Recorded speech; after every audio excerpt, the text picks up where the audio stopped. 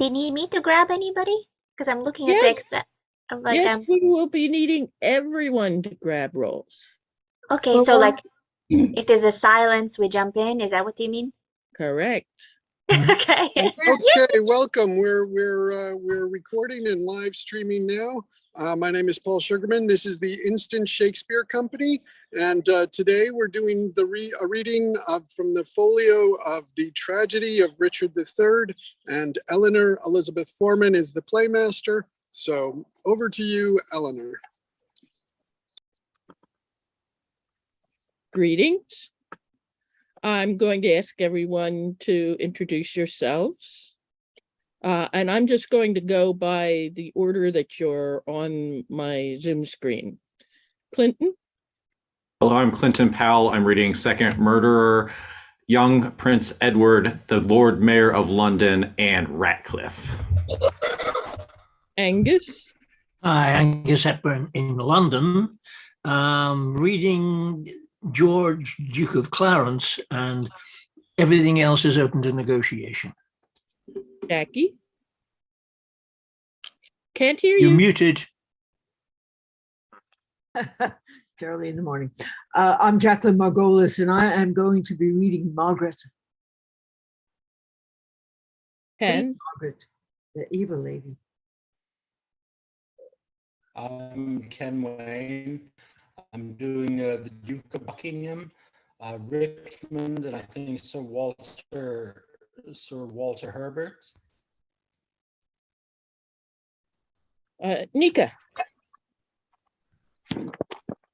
Hi, everyone. I've missed you so much. I'm so excited for this. I love this play.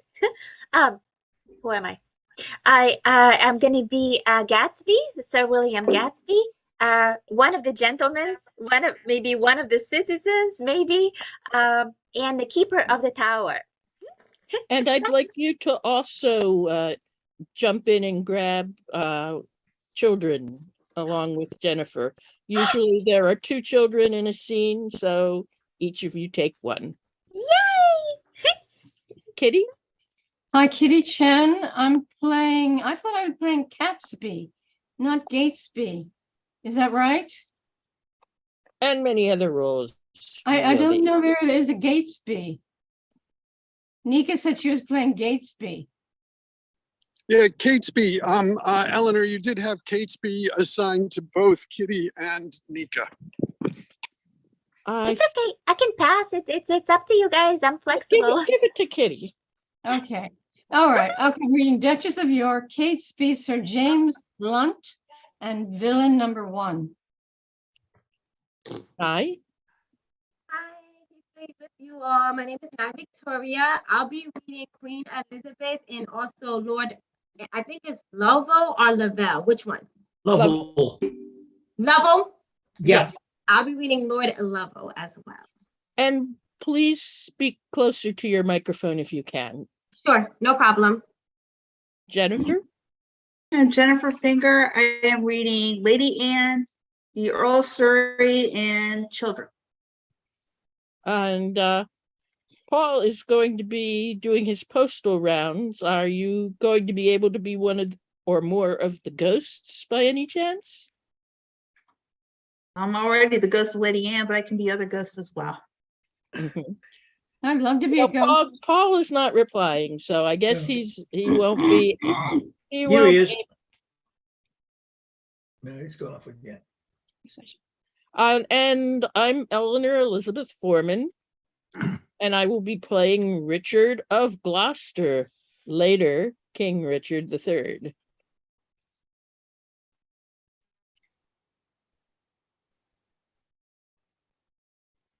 We're about to start now. Want me to do scene announcements as well? Please do. Thank you. And when necessary, stage directions. Gotcha. So, Everyone off stage.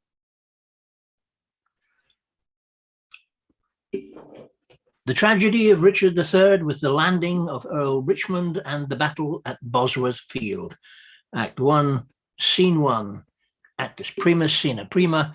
Enter Richard, Duke of Gloucester, alone.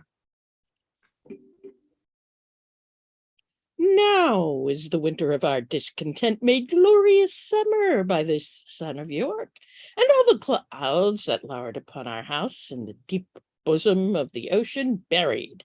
Now are our brows bound up with victorious wreaths, our bruised arms hung up for monuments, our stern alarms changed to merry meetings, our dreadful marches to delightful measures. Grim-visaged war hath smoothed his wrinkled front, and now, instead of mounting barbed steeds to fright the souls of fearful adversaries, he capers nimbly in a lady's chamber to the lascivious pleasing of a lute. But I, that am not shaped for sportive tricks, nor made to court an amorous looking glass, I that am rudely stamped and want love's majesty to strut before a wanton ambling nymph, I that am curtailed of this fair proportion, treated a figure by dissembling nature, deformed, unfinished, sent before my time into this breathing world, scarce half made up, and that so lamely and unfashionable that dogs bark at me as I hawk by them. Why, I, in this weak piping time of peace, have no delight to pass away the time, unless to see my shadow in the sun, and descant on mine own deformity. And therefore, since I cannot prove a lover to entertain these fair, well-spoken days, I am determined to prove a villain, and hate the idle pleasures of these days. Plots have I laid, inductions dangerous, by drunken prophecies, libels, and dreams, to set my brother Clarence and the king in deadly hate, the one against the other. And if King Edward be as true and just as I am subtle, false, and treacherous, this day should Clarence closely be mewed up about a prophecy which says that G of Edward's heirs the murderer shall be. Dive thoughts down to my soul. Here Clarence comes. Clarence and Brackenbury enter, guarded. Brother, good day. What means this armed guard that waits upon your grace? His Majesty, tendering my person's safety, hath appointed this conduct to convey me to the Tower. Upon what cause? Because my name is George. Alack, my lord, that fault is none of yours. He should for that commit your godfathers. Oh, like his Majesty hath some intent that you should be new christened in the Tower. But what's the matter, Clarence? May I know? Yea, Richard, when I know. But I protest, as yet I do not. But as I can learn, he hearkens after prophecies and dreams, and from the cross rope plucks the letter G and says, a wizard told him that by G his issue disinherited should be. And for my name of George begins with G, it follows in his thought that I am he. These, as I learn, and such like toys as these, have moved his highness to commit me now. Why, this it is when men are ruled by women. 'Tis not the king that sends you to the Tower, my Lady Grey, his wife, Clarence. 'Tis she that tempts him to this harsh extremity. Was it not she and that good man of worship, Anthony Woodville, her brother there, that made him send Lord Hastings to the Tower, from whence this present day he is delivered? We are not safe, Clarence. We are not safe. By heaven, I think there is no man secure but the Queen's kindred and night-walking heralds that trudge betwixt the king and Mistress Shaw. Heard you not what an humble suppliant Lord Hastings was for her delivery? Humbly complaining to her deity, got my Lord Chamberlain his liberty. I'll tell you what I think. It is our way, if we will keep in favor with the king, to be her man and wear her livery. The jealous o'erworn widow and herself, since that our brother dubbed them gentlewomen, are mighty gossips in our monarchy.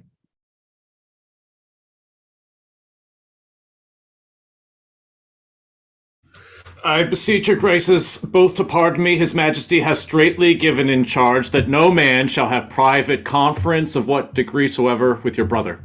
Even so, and please your worship Brackenbury, you may partake of anything we say. We speak no treason, man. We say the king is wise and virtuous, and his noble queen well struck in years, fair and not jealous. We say that Shore's wife hath a pretty foot, cherry lip, a bonny eye, a passing pleasing tongue, and that the queen's kindred are made gentlefolks. How say you, sir? Can you deny all this? With this, my lord, myself have naught to do. Naught to do with Mistress Shore. I tell you, the fellow, he that doth not with her, excepting one, were best to do it secretly alone. What one, my lord? Her husband, knave, wouldst thou betray me? I do beseech your grace to pardon me, and withal forbear your conference with the noble duke. We know thy charge, Brackenbury, and will obey. We are the queen's abjects, and must obey. Brother, farewell. I will until the king, and whatsoever you will employ me in, were it to call King Edward's widow's sister, I will perform it to enfranchise you. Meantime, this deep disgrace and brotherhood touches me deeper than you can imagine. I know it pleases neither of us well. Well, your imprisonment shall not be long. I will deliver you, or else lie for you. Meantime, have patience. I must perforce. Farewell. Go, tread the path that thou shalt ne'er return. Simple, plain Clarence, I do love thee so that I will shortly send thy soul to heaven, if heaven will take the present at our hands. But who comes here than you delivered Hastings?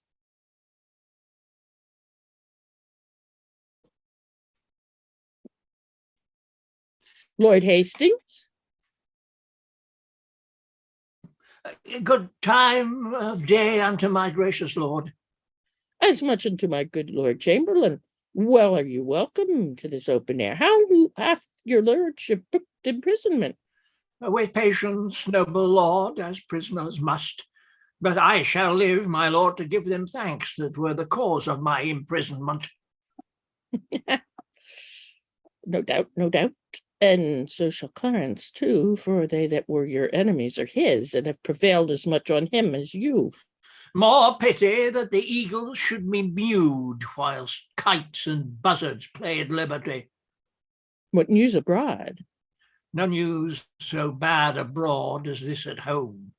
The king is sickly, weak, and melancholy, and his physicians fear him mightily. Now by St. John, that news is bad as indeed.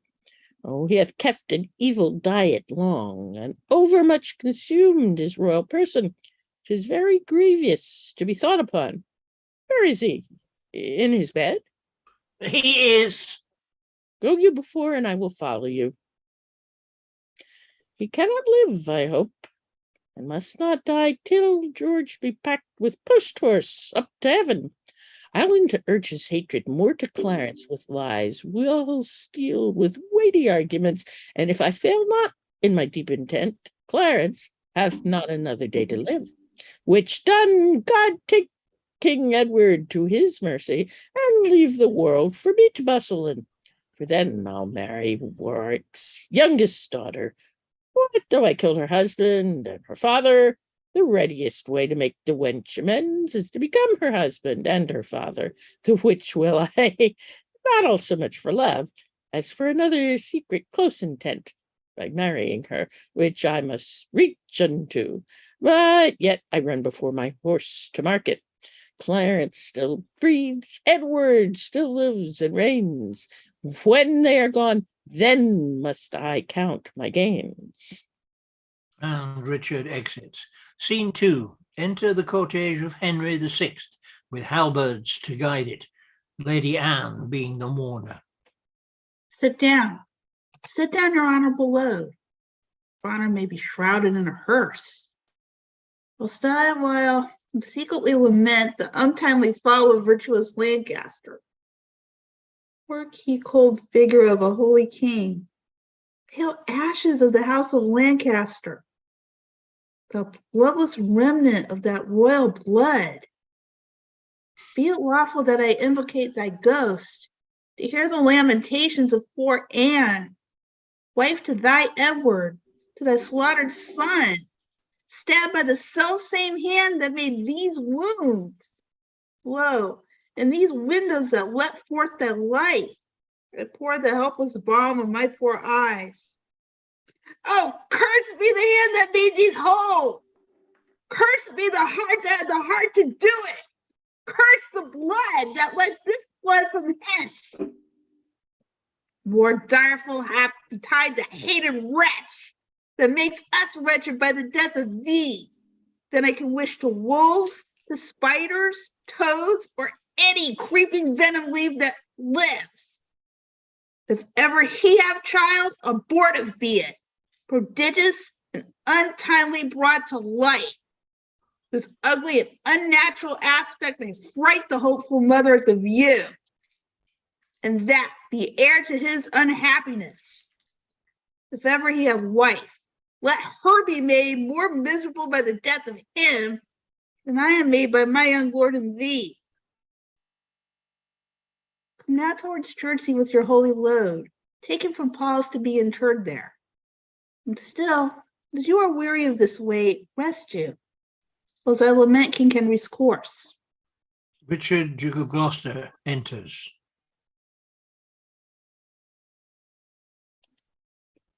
Stay you that bear the course, and set it down. What black magician conjures of this fiend to stop devoted charitable deeds? Villains, set down the course, or by St. Paul, I'll make a course of him that disobeys. My lord, stand lord. back and let the coffin pass. Unmannered dog, standst thou when I command. Avance thy halberd higher than my breast, or by St. Paul, I'll strike thee to my foot and spurn upon thee vigor for thy boldness. How do you tremble? Are you all afraid? Alas, I blame you not, for you are mortal. Immortal eyes cannot endure the devil. Avaunt, thou dreadful minister of hell! Thou hast the power over his mortal body. His soul thou canst not have. Therefore be gone. Sweet saint, for charity, be not so cursed. Foul devil, for God's sake, hence, and trouble us not. For thou hast made the happy earth thy hell, so that with cursing cries and deep exclaims, if thou delight to view thy heinous deeds, behold this pattern of thy butcheries. Oh, gentlemen, see dead Henry's wounds, open their congealed mouths and bleed afresh. Blush, thou lump of foul deformity, for 'tis thy presence that exhales this blood from cold and empty veins where no blood dwells. Thy deeds inhumane and unnatural provokes us to lose most unnatural. Oh God, which this blood hath made, revenges death. Oh earth, which this blood drinks, avenges death. Either heaven with lightning strike the murderer dead, or earth gape open wide and eat him quick, as thou swallow up this good king's blood, which his hell-governed arm doth butcher. Lady, you know no rules of charity, which renders good for bad, blessings for curses. Villain, thou knowest nor law of God nor man. No beast so fierce but knows some touch of pity. But I know none, and therefore am no beast. Oh, wonderful when devils tell the truth. More wonderful when angels are so angry. Vouchsafe, divine perfection of a woman, of those supposed crimes to give me leave by circumstance, but to acquit myself. Vouchsafe, diffused infection of man, of these known evils, but to give me leave by circumstance to curse thy cursed self. Fairer than tongue can name thee, let me have some patient leisure to excuse myself. Fouler than heart can think thee, thou canst make no excuse current but to hang thyself. By such despair I should accuse myself. And by despairing shalt thou stand excused for doing worthy vengeance on thyself, that did unworthy slaughter upon others. Say that I slew them not. Then say they were not slain, but dead they are, and devilish slave by thee. I did not kill your husband. Why then he is alive. Nay, he is dead and slain by Edward's hands. in thy foul throat thou liest. Queen Margaret saw thy murderous falchion smoking in his blood, the which thou once didst bend against her breast, but that thy brothers beat aside the point. I was provoked by her slanderous tongue that laid their guilt upon my guiltless shoulders. Thou wast provoked by thy bloody mind, that never dreams on aught but butcheries. Didst thou not kill this king? I grant thee. Didst grant me hedgehog? Then God grant me too that mayst be damned for that wicked deed. No, he was gentle, mild, and virtuous. Better for the King of Heaven that hath him. He is in heaven, where thou shalt never come. Let him thank me that I'll to send him thither, for he was fitter for that place than earth. And thou unfit for any place but hell. Yes, one place else, if you will hear me name it. Some dungeon. Your bedchamber. No rest beside the chamber where thou liest. So will it, madam, till I lie with you. I hope so. I know so. But, gentle Lady Anne, to leave this keen encounter of our wits and fall something into a slower method is not the causer of the timeless deaths of these Plantagenets, Henry and Edward, as blameful as the executioner. That was the cause and most accursed effect. Your beauty was the cause of that effect. Your beauty that did haunt me in my sleep, to undertake the death of all the world, so I might live 1 hour in your sweet bosom. If I thought that, I tell thee, homicide, these nails should rent that beauty from my cheeks. These eyes could not endure that beauty's wrack. You should not blemish it if I stood by. As all the world is cheered by the sun, so I by that. It is my day, my life. Black night o'ershade thy day, and death thy life. Curse not thyself, fair creature, thou art both. I would I were, to be revenged on thee. It is a quarrel most unnatural to be revenged on him that loveth thee. It is a quarrel just and reasonable to be revenged on him that killed my husband. He that bereft the lady of thy husband did it to help thee to a better husband. His better does not breathe upon the earth. He lives that loves thee better than he could. Name him. Plantagenet. That was he. The self-same name, but one of better nature. Where is he? Here. Why dost thou spit at me? Would it were mortal poison for thy sake. Never came poison from so sweet a place. Never hung poison on a fouler toad. Out of my sight, thou dost infect my eyes. Thine eyes, sweet lady, have infected mine. Would they were basilisks to strike thee dead. I would they were, that I might die at once, for now they kill me with a living death. Those eyes of thine from mine have drawn salt tears, shame their aspects with store of childish drops. These eyes which never shed remorseful tear, no, when my father York and Edward wept to hear the piteous moan that Rutland made when black-faced Clifford shook his sword at him, nor when thy warlike father, like a child, told the sad story of my father's death, and 20 times made pause to sob and weep, that all the standards had had wet their cheeks like trees bedashed with rain. In that sad time my manly eyes did scorn a humble tear, and what these sorrows could not thence exhale, thy beauty hath, and made them blind with weeping. I never sued to friend nor enemy. My tongue could never learn sweet smoothing word, but now thy beauty is proposed my fee. My proud heart sues and prompts my tongue to speak.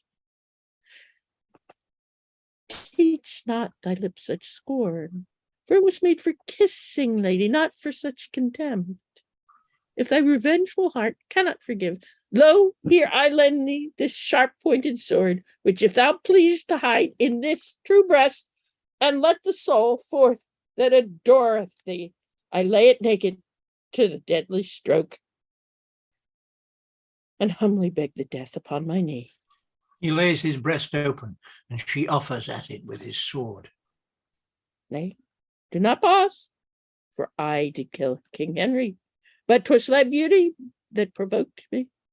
Nay, not dispatch, 'twas I that stabbed young Edward, but 'twas thy heavenly face that set me off. Anne lets the sword drop. Take up the sword again, or take up me. Arise, December. Though I wish thy death, I will not be thy executioner. Then bid me kill myself, and I will do it. I have already. That was in thy rage. Speak it again. And even with the word, this hand which for thy love to kill thy love shall for thy love kill a far truer love. To both their deaths shalt thou be accessory. But would I knew thy heart. 'Tis figured in my tongue. I fear me both are false. Then never man was true. Well, put up your sword. Say then my peace is made. Thou shalt know hereafter. But shall I live in hope? All men I hope live so. Vouchsafe to wear this ring. Look how my ring encompasseth thy finger. Even so thy breast encloseth my poor heart. Wear both of them, for both of them are thine. And if thy poor devoted servant may but beg one favor at thy gracious hand, thou dost confirm his happiness forever. What is it? That it may please you, leave these sad designs to him that hath most cause to be a mourner, and presently repair to Crosby House, where after I have solemnly interred at Jersey Monastery this noble king, and wet his grave with my repentant tears, I will with all expedient duty see you for diverse unknown reasons. I beseech you, grant me this boon. With all my heart. And much it joys me too, to see you are become so penitent. Tressel and Barclay go along with me. Bid me farewell. 'Tis more than you deserve. But since you teach me how to flatter you, imagine I have said farewell already. The two exit with Anne. Towards Chertsey, noble lord? No, to Whitefriars. There attend my coming. The gentleman exits. Was ever woman in this humor wooed? Was ever woman in this humor won? However, but I will not keep her long.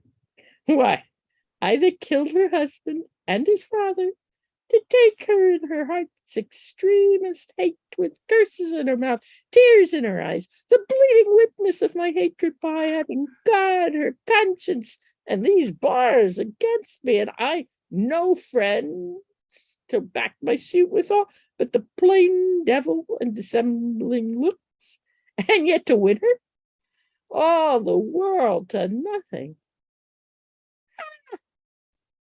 Has she forgot already that brave Prince Edward, her lord, whom I, some 3 months since, stabbed in my angry mood at Tewkesbury, a sweeter and a lovelier gentleman framed in the prodigality of nature, young, valiant, wise, and no doubt right royal, the spacious world cannot again afford, and will she yet abase her eyes on me, that cropped the golden prime of the sweet prince and made her widow to a woeful bed, on me, whose all not equals Edward's moiety, on me that halts and am misshapen thus, my dukedom to a beggarly denier.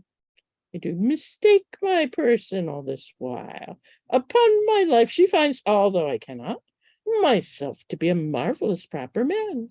I'll be at charges for a looking glass, and entertain a score or 2 of tailors to study fashions to adorn my body.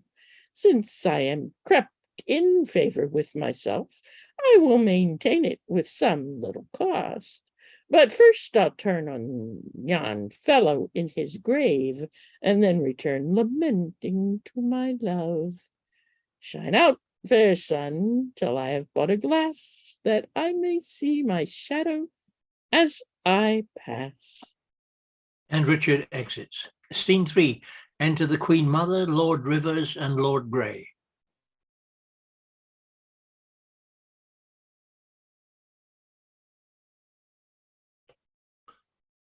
Have patience, madam. There's no doubt his majesty will soon recover his accustomed health. In that you brook it ill, it makes him worse. Therefore, for God's sake, entertain good comfort, and cheer his grace with quick and merry eyes.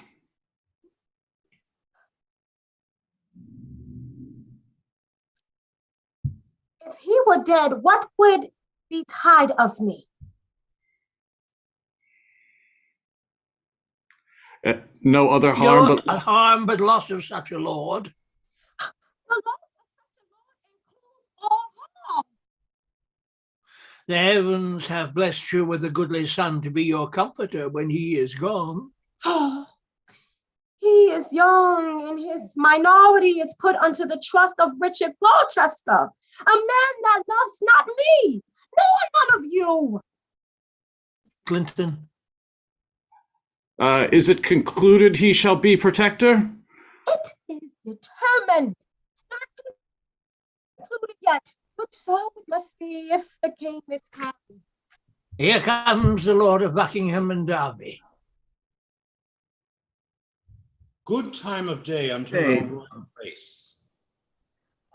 God make your majesty as joyful as you have been. The Countess Richmond, good my Lord of Derby, to your good prayers will scarcely say amen. Yet Derby notwithstanding, she's your wife and loves not me. Be you, good Lord, assured. I hate not you for her proud arrogance. I do beseech you, I do not believe the envious slanders of her false accusers. Or if she be accused in true report, bear with her weakness, which I think proceeds from wayward sickness and grounded malice.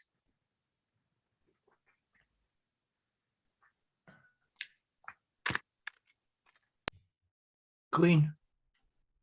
Oh, I'm so sorry. What likelihood of his amendment, lords? Madam You Goodhope, skipped a line. Yeah, take it. Derby, cue in again with bear with her weakness, which I think precedes.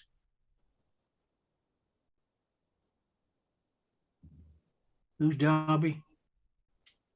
All right, I'll cue it in. Bear with her weakness, which I think proceeds from wayward sickness and no grounded malice.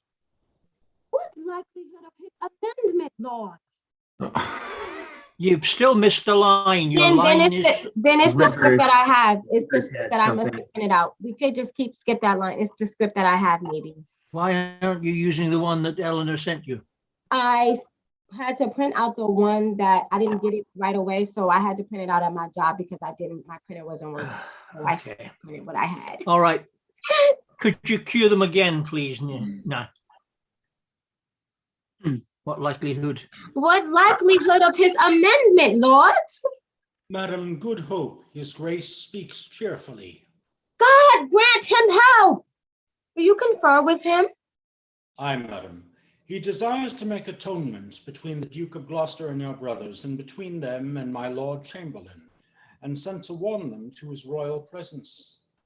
Would all were well, but that will never be. I fear our happiness is at the highest. And King Richard enters. Richard enters.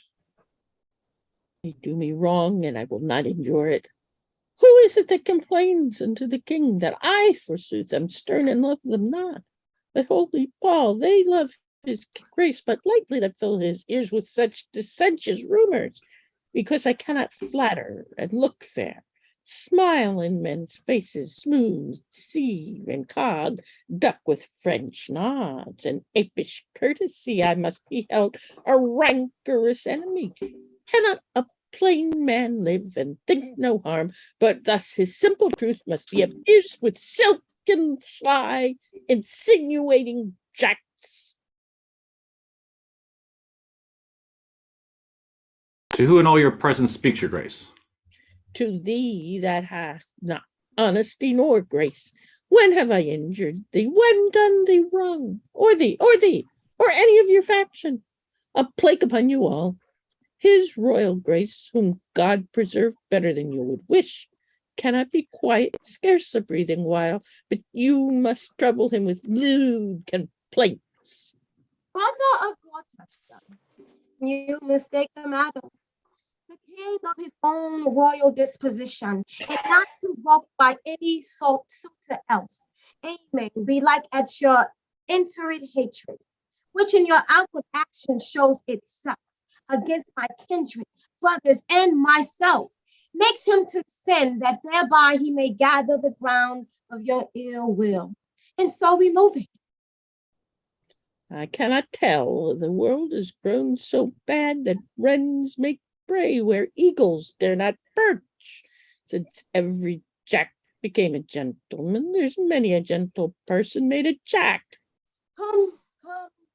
We know your meaning, Brother Gloucester. You envy my advancement and my friends. God grant we may never have need of you. Meantime, God grants that I have need of you. Our brother is imprisoned by your means, myself disgraced, and the nobility held in contempt, while great promotions are daily given to ennoble those that scarce some 2 days since were worth a noble. By him that raised me to this careful height, from that contented hap which I enjoy, I never did incense his majesty against the Duke of Clarence, but I have been in earnest action to plead for him. My lord, you do me shameful injury, falsely to draw me in these vile suspects. You may deny that you were not the mean of my Lord Hastings' late imprisonment. She may, my lord, for... She may, my Lord Rivers, who knows not so. She may do more, sir, than denying that. She may help you to many fair preferments, and then deny her aiding hand therein, and lay those honors on your high desert. What may she not? She may I marry, may she? What, marry, may she? What marry may she? Marry with the king, a bachelor and a handsome stripling do. I wish your grandam had a worser match. My lord of Gloucester, I have too long borne your blunt upbraidings and your bitter scoffs. By heaven, I will acquaint his majesty with those gross taunts I've often have endured. I had rather be a country servant maid than a great queen with this condition to be thus taunted, scorned, and baited at. Unless joy have I been in England's queen. Unless and be that small, God, I beseech him. Thy honest state and seed is due to me. What? Threaten you me with telling of the king? I will avouch in presence of the king. I dare adventure to be sent to the tower. 'Tis time to speak. My pains are quite forgot. Out, devil, I do remember them too well. Thou killest my husband Henry in the tower, and Edward my poor son at Tewkesbury. Ere you were queen, or your husband king, I was a pack horse in his great affairs, a weeder out of his proud adversaries, a liberal rewarder of his friends. To royalize his blood, I spent mine own. Aye, and much better blood than his or thine. In all which time you and your husband Grey were factious for the house of Lancaster and Rivers, so were you. Was not your husband in Margaret's battle at St. Albans slain?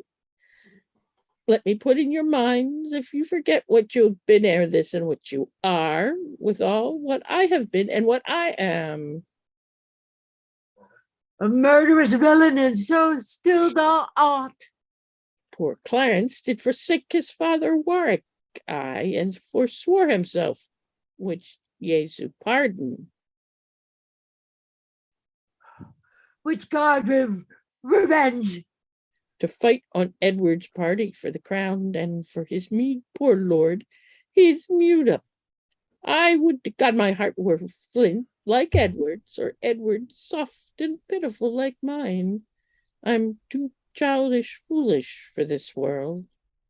Hie thee to hell for shame, and leave this world, thou cockatamon.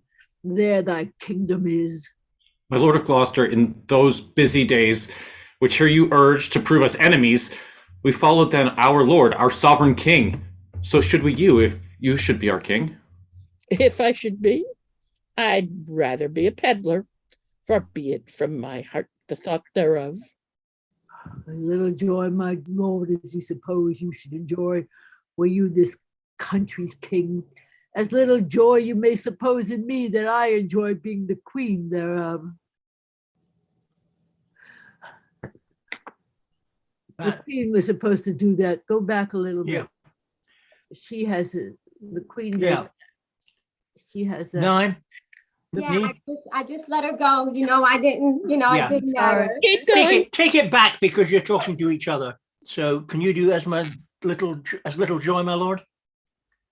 As little joy, my lord, as you suppose you should enjoy, were you this country's king.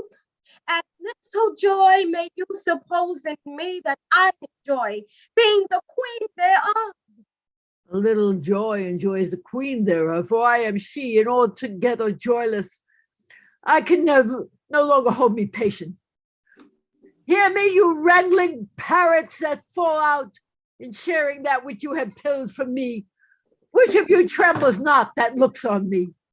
If not, that I am queen, you bow like subjects. You, by you disposed, you quake like rebels. Gentle villain, do not turn away. Thou wrinkled witch, what makest thou in my sight? Oh, but repetition of what thou hast marred, that will I make before I let thee go. Wert thou not banished on pain of death? I was, but I do find more pain in banishment than death can yield me here. By my abode, a husband and a son thou owest to me, and thou a kingdom, all of you, allegiance. This sorrow that I have by right is yours, and all the pleasures you usurp are mine. The curse my noble father laid on thee when thou didst crown his warlike brows with paper, and with thy scorns drewst rivers from his tears, and then to dry them gavest the Duke a clout steeped in the faultless blood of pretty Rutland. His curses then from bitterness of soul denounced against thee all are fallen upon thee, and God, not we, hath plagued thy bloody deed. So just as God to right the innocent. Oh, 'twas the foulest deed to slay that babe, and the most merciless that e'er was heard of. Tyrants themselves wept when it was reported. No man but prophesied revenge for it. Northumberland, then present, wept to see it. What? Were you all snarling all before I came, ready to catch each other by the throat, and turn you all your hatred now on me?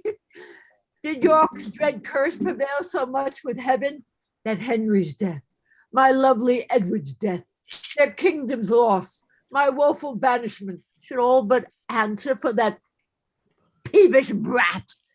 Can curses pierce the clouds and enter heaven?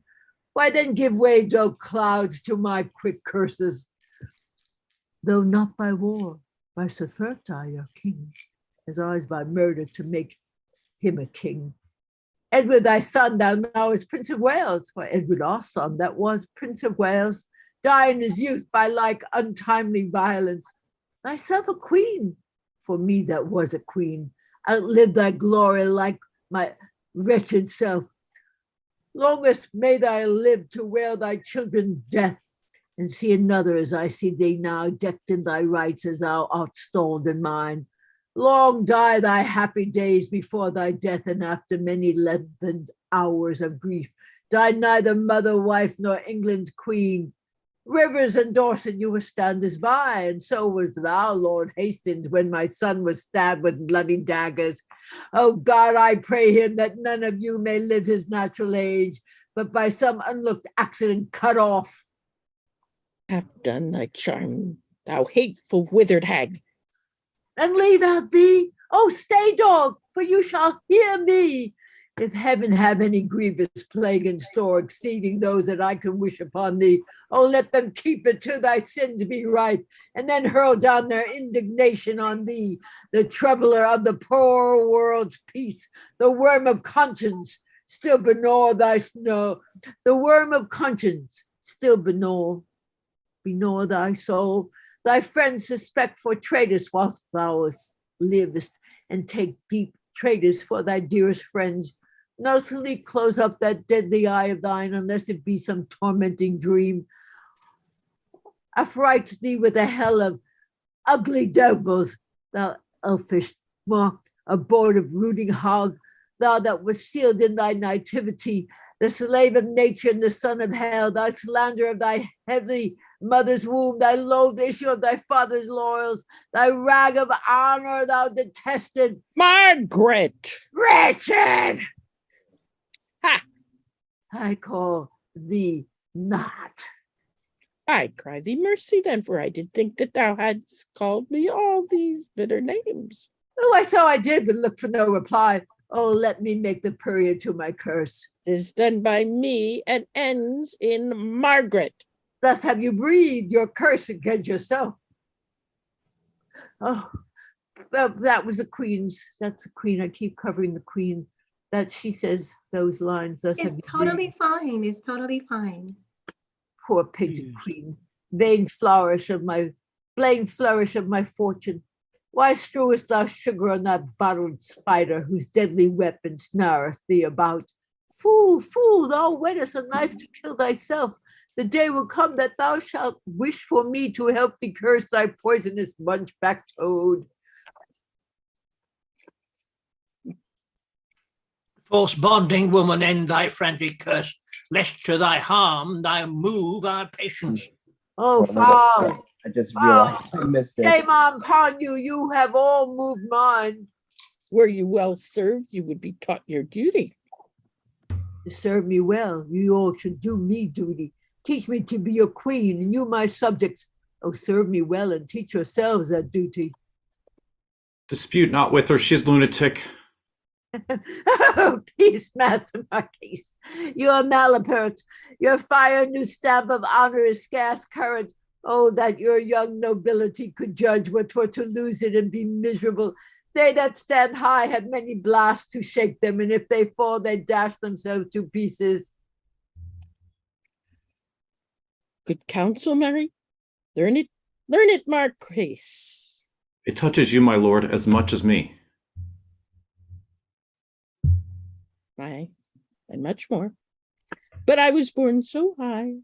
Our airy buildeth in the cedar's tops and dallies with the wind and scorns the sun. Oh, and turns the sun to shade. Alas, alas. Witness my son now in the shade of death.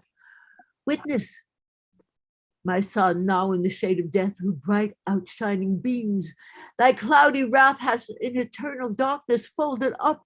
Your airy buildeth in our Aries nest. O God that seest, do not suffer it, as it is one with blood lost, be it not so. Peace, peace, for shame, if not for charity. Urge neither charity nor shame to me. Uncharitably with me have you dealt, and shamefully my hopes by you are butchered. My charity is outraged, life my share, and in that shame still lives my sorrow's rage. Have done, have done. Oh, princely Buckingham, I'll kiss thy hand in sign of league and amity with thee. Now fair before thee in thy noble house, thy garments are not spotted with our blood, nor thou within the compass of my curse. Nor no one here, for curses never pass the lips of those that breathe them in the air. I will not think, but they ascend the sky, and there awake God's gentle sleeping peace. O Buckingham, take heed of yonder dog. Look, when he fawns, he bites, and when he bites, his venom tooth will rankle to the death. Have not to do with him, beware of him. Sin, death, and he have set their marks on him, and all their ministers attend on him. What does she say, my lord of Buckingham? Nothing that I respect, my gracious lord. Oh, what dost thou scorn me? For my gentle counsel, and sue the devil that I warned thee from? Oh, but remember this another day, when he shall split thy very heart with sorrow, and say, poor Margaret was a prophetess. Lend each of you the subjects to his hate, and he to yours, and all of you to God's. And she exits. My hair Hey, doth my head doth stand on end to hear her curses. And so doth mine. I muse why she's at liberty. I cannot blame her. By God's holy mother, she hath had too much wrong, and I repent my part thereof that I have done to her. I never did her any, to my knowledge. Yet you have all the vantage of her wrong. I was too hot to do somebody good. That is too cold in thinking of it now. Marry, as for Clarence, he is well repaid. He is franked up to fighting for his pains. God pardon them that are the cause thereof. A virtuous and a Christian-like conclusion to pray for them that have done scathe to us. So do I ever, being well advised. For had I cursed now, I had cursed myself. Catesby enters. Madam, his majesty doth call for you, and for your grace, and yours, my gracious lord.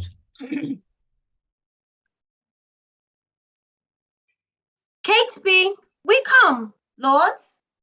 Will you go with us? We wait upon your grace. All exit, leaving only Richard. I do the wrong and first begin to brawl. The secret mischiefs that I set abroach, I lay unto the grievous charge of others. Clarence, who I indeed have cast in darkness, I do beweep to many simple gulls, namely to Derby, Hastings, Buckingham, and tell them 'tis the queen and her allies that stir the king against the duke my brother. Now they believe it, and withal whet me to be revenged on Rivers, Dorset, Grey. But then I sigh, and with a piece of scripture tell them that God bids us do good for evil, and thus I cloak my naked villainy with odd old ends, stolen forth of Holy Writ, and seem a saint when most I play the devil. Two murderers enter. But soft, here come my executioners. How now, my hearty, stout, resolved mates? Are you now going to dispatch this thing? We are, my lord, and come to have the warrant that we may be admitted where he is. Well thought upon. I have it here about me. When you have done, repair to Crosby Place, but sirs, be sudden in the execution. Withal obdurate, do not hear him plead. For Clarence is well spoken, and perhaps may move your hearts to pity if you mark. Not, my lord, fear not. We will not stand to prate. Focus on no good doers. Be assured, we come to use our hands, not our tongues. Your eyes drop millstones when fools' eyes fall tears. I like you, lad, about your business straight. Go, go, dispatch. We will, my lord. Scene 4. Enter Clarence and the keeper. Why, lookers your grace so heavily today? Oh, I have passed a miserable night, so full of fearful dreams, of ugly sights, that as I am a Christian faithful man, I would not spend another such a night, but were to buy a world of happy days, so full of dismal terror was the time. What was your dream, my lord? I pray you tell me. Methought that I had broken from the tower and was embarked to cross to Burgundy, and in my company my brother Gloucester, who from my cabin tempted me to walk upon the hatches. There we looked toward England, and sighted up 1,000 heavy times during the wars of York and Lancaster that had befallen us. As we paced along upon the giddy footing of the hatches, methought that Gloucester stumbled, and in falling struck me, that thought to stay him overboard into the tumbling billows of the main. Oh Lord, methought what pain it was to drown, what dreadful noise of water in mine ears, what sights of ugly death within mine eyes. Methought I saw 1,000 fearful wrecks, 1,000 men that fishes gnawed upon, wedges of gold, great anchors, heaps of pearl, inestimable stones, unvalued jewels, all scattered in the bottom of the sea. Some lay in dead men's skulls, and in the holes where eyes did once inhabit. There were crept, as 'twere in scorn of eyes, reflecting gems that wooed the slimy bottom of the deep and mocked the dead bones that lay scattered by. Had you such leisure at the time of death to gaze upon these secrets of the deep? Methought I had, and often did I strive to yield the ghost, but still the envious flood stopped in my soul and would not let it forth to find the empty, vast, and wandering air, but smothered it within my panting bulk, who almost burst to belch it in the sea. Awaked you not in this sore agony? No. My dream was lengthened after life. Oh, then began the tempest to my soul. I passed, methought, the melancholy flood, with that sour ferryman which poets write of, unto the kingdom of perpetual night.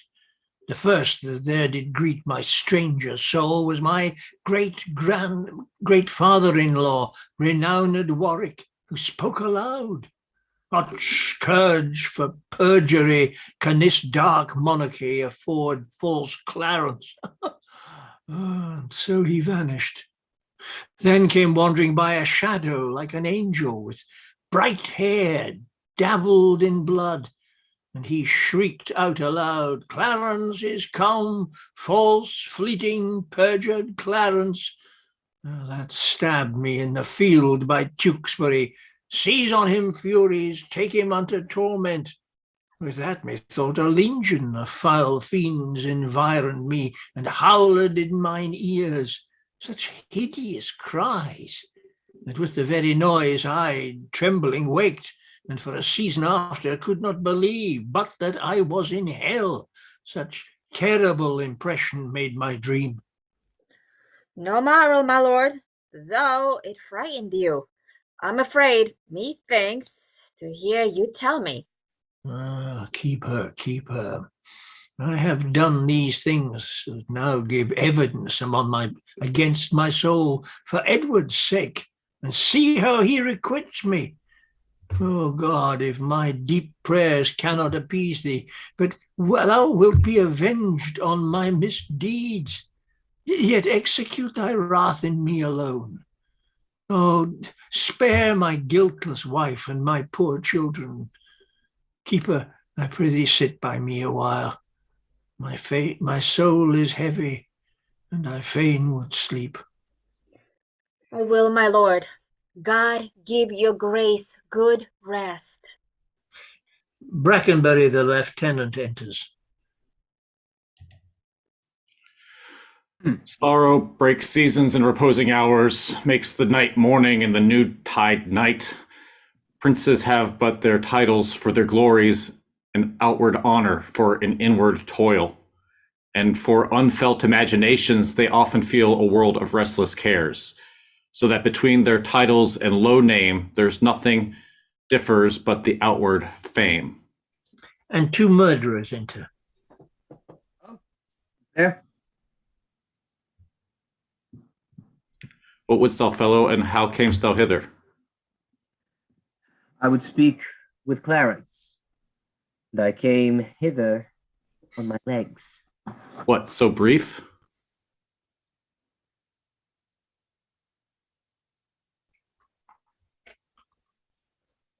'Tis better, sir, than to be tedious. Let him see our commission and talk no more.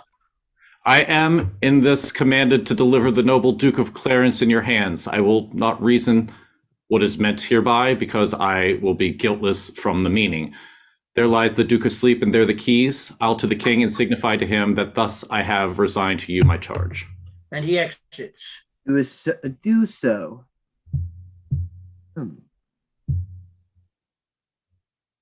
You may, sir. 'Tis a point of wisdom. Fare you well. What, shall we stab him as he sleeps? No, he'll say 'twas done cowardly. Sir, no. Uncowardly. Why, he shall never wake until the great judgment day. Why then, we'll say we stabbed him sleeping. The urging of that word judgment hath bred a kind of remorse in me. Thou afraid? Not to kill him, having a warrant, but to be damned for killing him, from the which no warrant can defend me. I thought thou hadst been resolute. So I am, to let him live. Back to the Duke of Gloucester and tell him so. Nay, I prithee stay a little. I hope this passionate humor of mine will change. It was wont to hold me, but while one tells 20. How dost feel thyself now? Some certain dregs of conscience are yet within me. Remember, word deed done.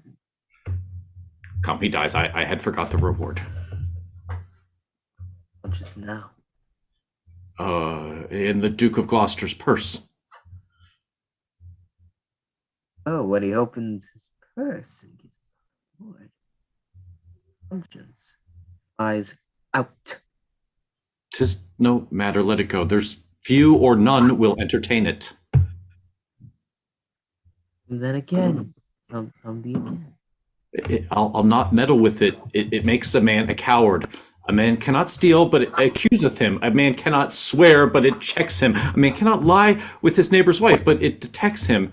'Tis a blushing, shamefaced spirit that mutinies in a man's bosom. It fills a man full of obstacles. It made me once restore a purse of gold that by chance I found. It beggars any man that keeps it. It is turned out of towns and cities for a dangerous thing, and every man that means to live well endeavors to trust to himself and live without it. It is even now at my elbow, persuading me not to kill this Duke. Take the devil in thy mind and believe him not. He would not insinuate with thee, but to make thee sigh. But I'm a strong framed. He cannot prevail with me, I warrant thee. Spoke like a tall man that respects thy reputation. Come, shall we fall to work? Take him over the coaster.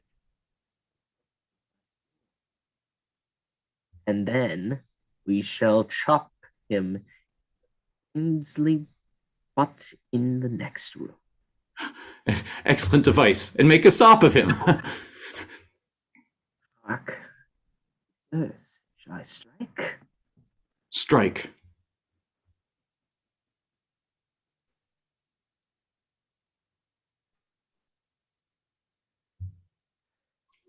No, we'll reason with him. Where art thou, keeper? Give me a cup of wine. You shall have wine enough, my lord, anon. God's name, what art thou?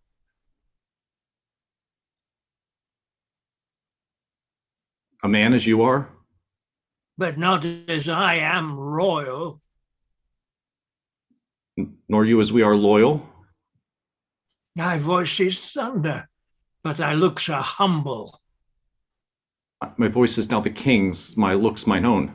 How darkly and how deadly dost thou speak. Your eyes do menace me. Why look you pale? Who sent you hither? Wherefore do you come?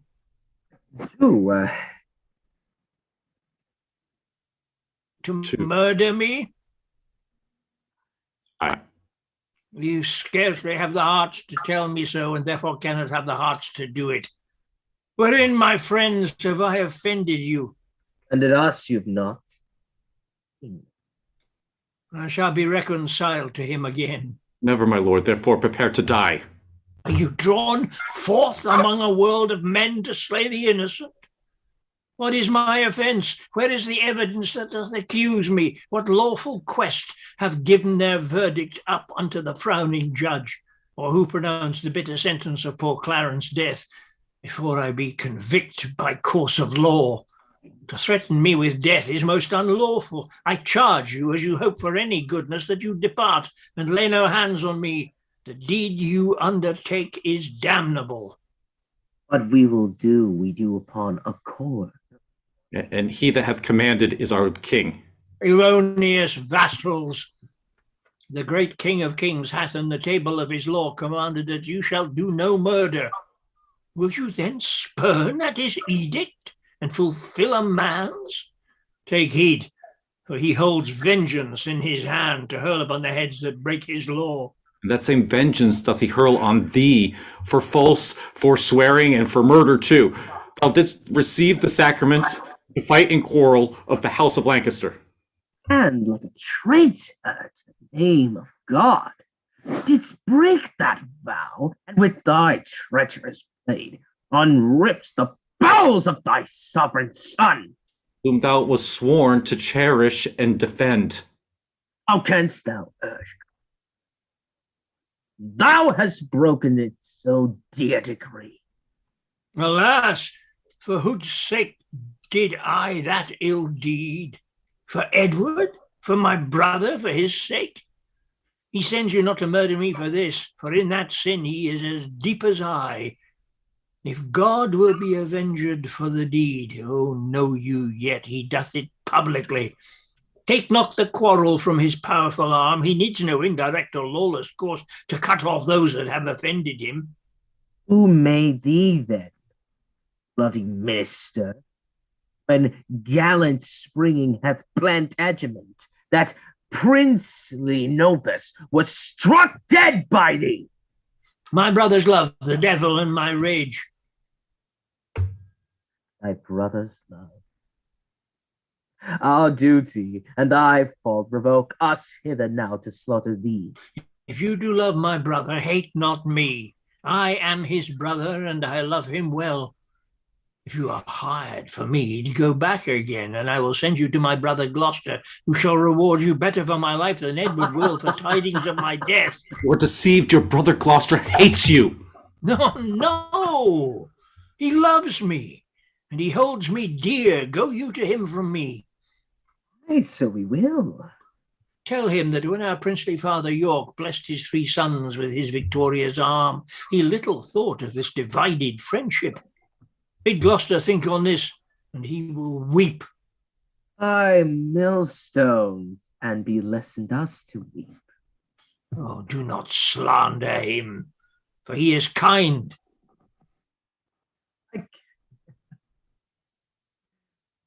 Right. As snow and harvest, thou deceivest thyself. 'Tis he that sends us to destroy you here. It cannot be, for he bewept my fortune, and hugged me in his arms, and swore with sobs that he would labor my delivery.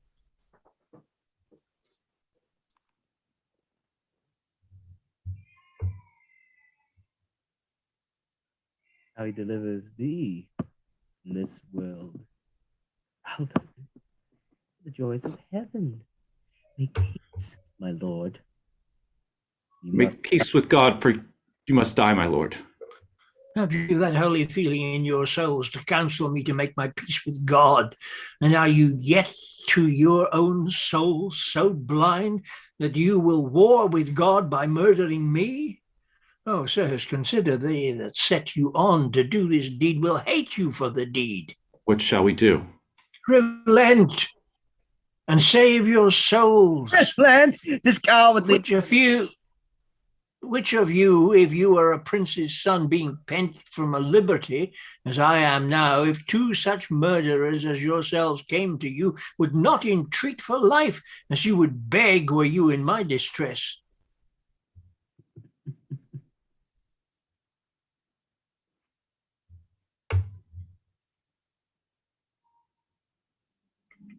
Second murder.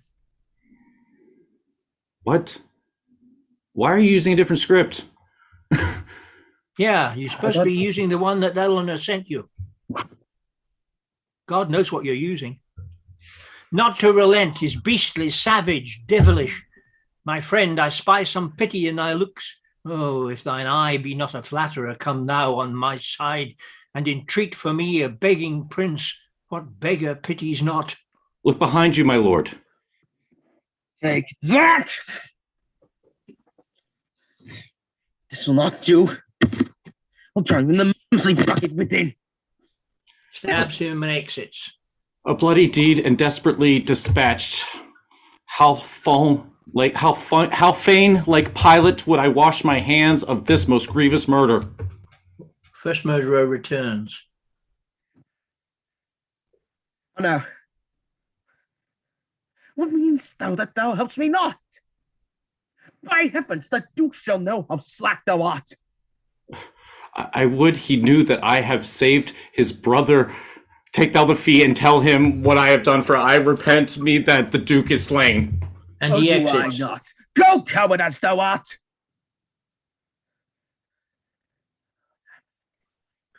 Act 2, Scene 1.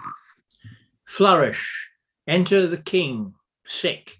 The queen, Lord Marquis, Dorset, Rivers, Hastings, Catesby, Buckingham, and Woodville.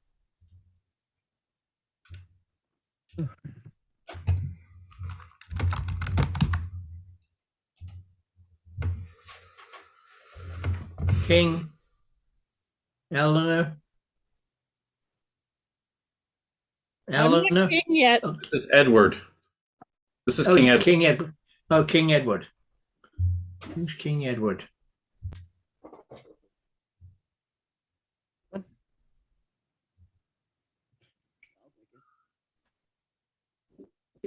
Why so now have I done a good day's work. You peers continue this united league. I every day expect an embassage from my Redeemer to redeem me hence, and more to peace my soul shall part to heaven, since I have made my friends at peace on earth. Dorset and Rivers, take each other's hand, dissemble not your hatred, swear your love. By heaven, my soul is purged from grudging hate, and with my hand I seal my true heart's love. So thrive I. I truly swear the like. Take heed you dally not before your king, lest he that is supreme king of kings confound your hidden falsehood and award either of you to be the other's end.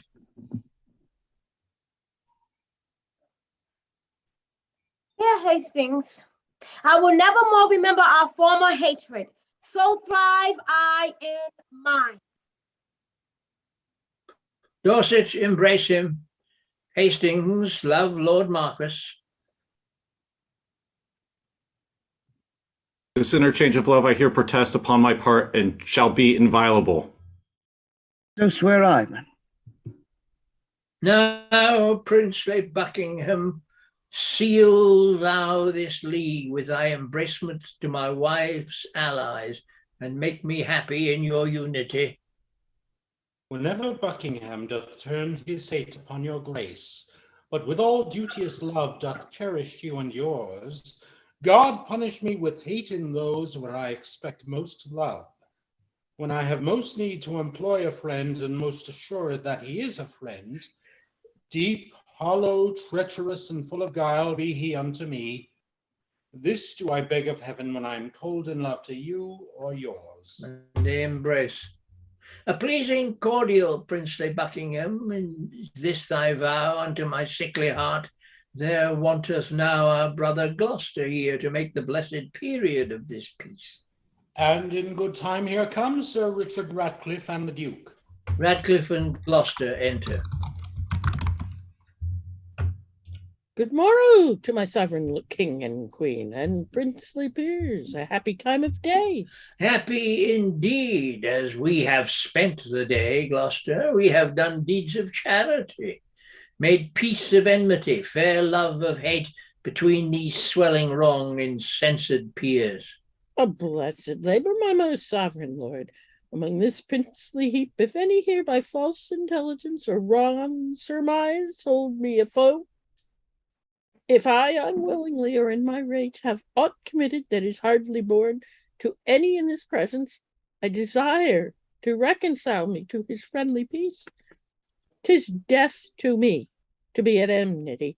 I hate it, and all desire all good men's love.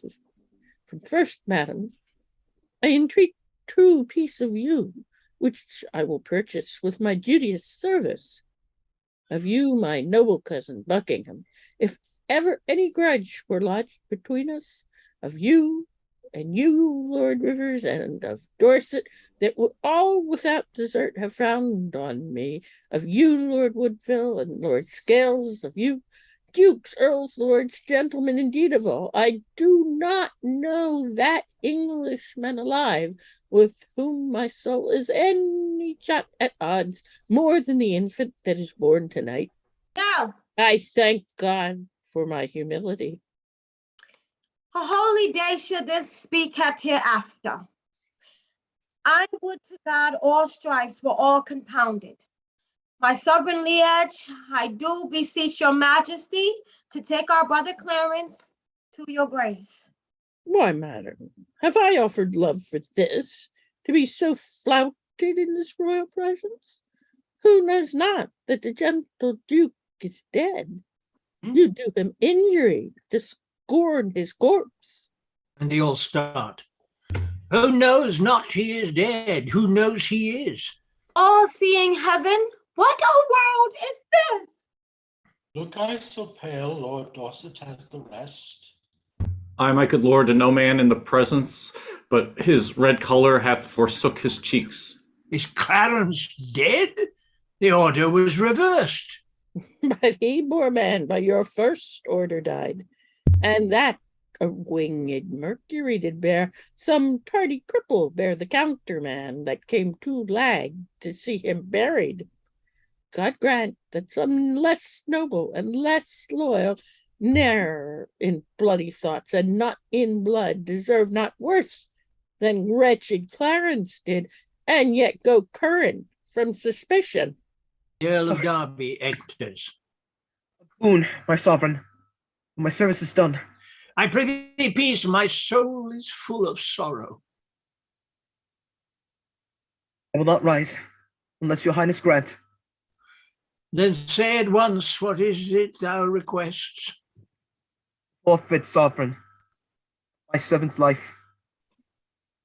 Slew today a righteous gentleman, lately attendant the Duke of Norfolk. Have I a tongue to do my brother's death? And shall that tongue give pardon to a slave? My brother killed no man, his fault was thought, and yet his punishment was bitter death. Who sued to me for him? Who, in my wrath, kneeled at my feet and bid me be advised? Who spoke of brotherhood? Who spoke of love? Who told me how the poor soul did forsake the mighty Warwick and did fight for me?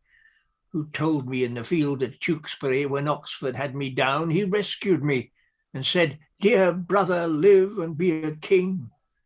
Who told me when we both lay in the field, frozen almost to death, how he did lap me even in his garments and did give himself all thin and naked to the numb cold night? All this from my remembrance. Brutish wrath sinfully plucked, and not a man of you had so much grace to put it in my mind. But when your carters or your waiting vassals have done a drunken slaughter and defaced the precious image of our dear Redeemer, you straight are on your knees for pardon. Pardon! And I justly too must grant it you. But for my brother not a man would speak, nor I, ungracious, speak unto myself for him, poor soul. The proudest of you all have him beholding to him in his life, yet none of you would once beg for his life. Oh God, I fear that justice will take hold on me and you and mine and yours for this. Oh, come, Hastings, help me to my closet. Oh, poor Clarence. King and Queen exit with others. This is the fruits of rashness. Mark, do not How that the guilty kindred of the queen looked pale when they did hear of Clarence's death? Oh, they did urge it still unto the king. God will revenge it. Come, lords, will you go to comfort Edward with our company? We wait upon your grace. And they exit. Act 2, Scene 2. Enter the old Duchess of York with the 2 children of Clarence. Good Granddad, tell us, is our father dead? No, boy. Why do you weep so oft and beat your breast and cry, oh, Clarence, my unhappy son? Why do you look on us and shake your head and call us orphans, wretches, and castaways? Is that our noble father were alive? My pretty cousins, you mistake me both. I do lament the sickness of the king, as loath to lose him, not your father's death. It were lost sorrow to wail one that's lost. Then you conclude, my grandam, he is dead. The king, mine uncle, is to blame for it. God will revenge it, whom I will importune, will earnest praise, all to that effect. And so will I. Peace, children, peace. The king doth love you well. Incapable and shallow innocence, you cannot guess who caused your father's death. Grandam, we can, for my good Uncle Gloucester told me they can provoke it to it by the queen, devised impeachments to imprison him. And when my uncle told me so, he wept and pitied me and kindly kissed my cheek, bade me rely on him, as on my father, and he would love me dearly as a child. Ah, that deceit should steal such gentle shape, and with a virtuous visor hide deep vice. He is my son, I, and therein my shame, yet from my dugs he drew not this deceit. Think you my uncle did dissemble, grandam? Ay, boy. I cannot think it. Hark, what noise is this? Queen enters with her hair about her ears, Rivers and Dorset after her. Oh, who shall hinder me to wail and weep, to chide my fortune and torment myself? I'll join with black despair against my soul, and to myself become an enemy. What means this scene of rude impatience? To make an act of tragic violence, Edward, my lord. Your son, our king, is dead. Why grow the branches now? The root is withered. Why wither not the leaves that sap being gone? If you will live, lament. If die, be brief, that our swift-winged souls may catch the kings, or like obedient subjects follow him to his new kingdom of perpetual rest. Ah, so much interest have in thy sorrow, as I had title in thy noble husband. I have bewept a worthy husband's death, and lived with looking on his images. But now 2 mirrors of his princely semblage are cracked in pieces by malignant death, and I for comfort have but one false glass that grieves me when I see my shame in him. Thou art a widow, yet thou art a mother, and hast the comfort of thy children left. But death hath snatched my husband from my arms and plucked 2 crutches from my feeble hands. Clarence and Edward. Oh, what cause have I, thine being but a moiety of my moan, to overgo thy woes and drown thy cries? Ah, aunt, you wept not for our father's death. How can we aid you with our kindred tears? Our fatherless distress was left unmoaned. Your widowed daughter likewise being wept. Give me help give me no help in lamentation. I'm not barren to bring forth complaints. All springs reduce their currents to mine eyes. That I, being governed by the watery moon, may send forth plenteous tears to drown the world. Oh, for my husband, my dear Lord Edward. For her father, for dear Lord Lord Clarence. Clarence. Oh, Alas for both mine Edward and Clarence. What stay had I but Edward? It is gone. What stay have we but Clarence, and he's gone? Was never Stays have I but they, and they are gone.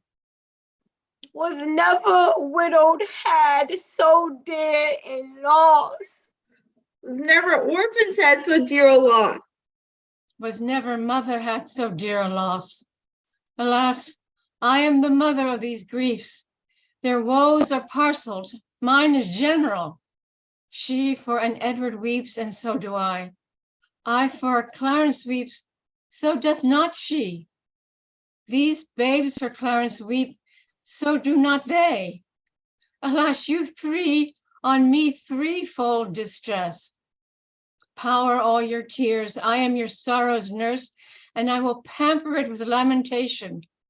For dear mother, God is much displeased, that you take with unthankfulness his doing in common worldly things. 'Tis called ungrateful, with dull unwillingness to repay a debt, which with a bounteous hand was kindly lent. Much more to be thus opposite with heaven, for it requires the royal debt it lent you. Madam, bethink you like a careful mother of the young prince, your son. Send straight for him. Send straight for him. Let him be crowned. In him your comfort lives. Drown desperate sorrow in dead Edward's grave, and plant your joys in living Edward's throne. Enter Richard, Buckingham, Derby, Hastings, and Ratcliffe. Sister, have comfort. All of us have cause to wear the dimming of our shining star, but none can help our harms by wailing them. Madam, my mother, I do cry you mercy. I did not see your grace. Humbly on my knee, I crave your blessing. God bless thee, and put meekness in thy breast, love, charity, obedience, and true duty. Amen. And make me die a good old man. That is the butt end of a mother's blessing. I marvel that her grace did leave it out. You cloudy princes and heart-sorrowing peers that bear this heavy mutual load of moan, now cheer each other in each other's love. Though we have spent our harvest of this king, we are to reap the harvest of his son. The broken rancor of your high-swollen hates, but lately splintered, knit, and joined together, must gently be preserved, cherished, and kept. Me seemeth good that with some little train, forthwith from Ludlow, the young prince be set hither to London, to be crowned our king. Why with so little train, my lord of Buckingham?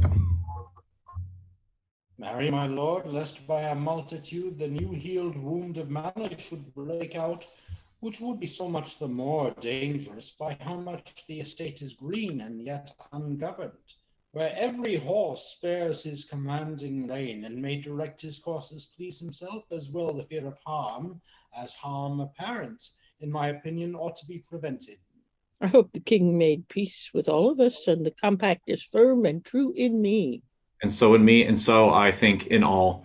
Yet since it is but green, it should be put to no apparent likelihood of breach, which haply by much company might be urged.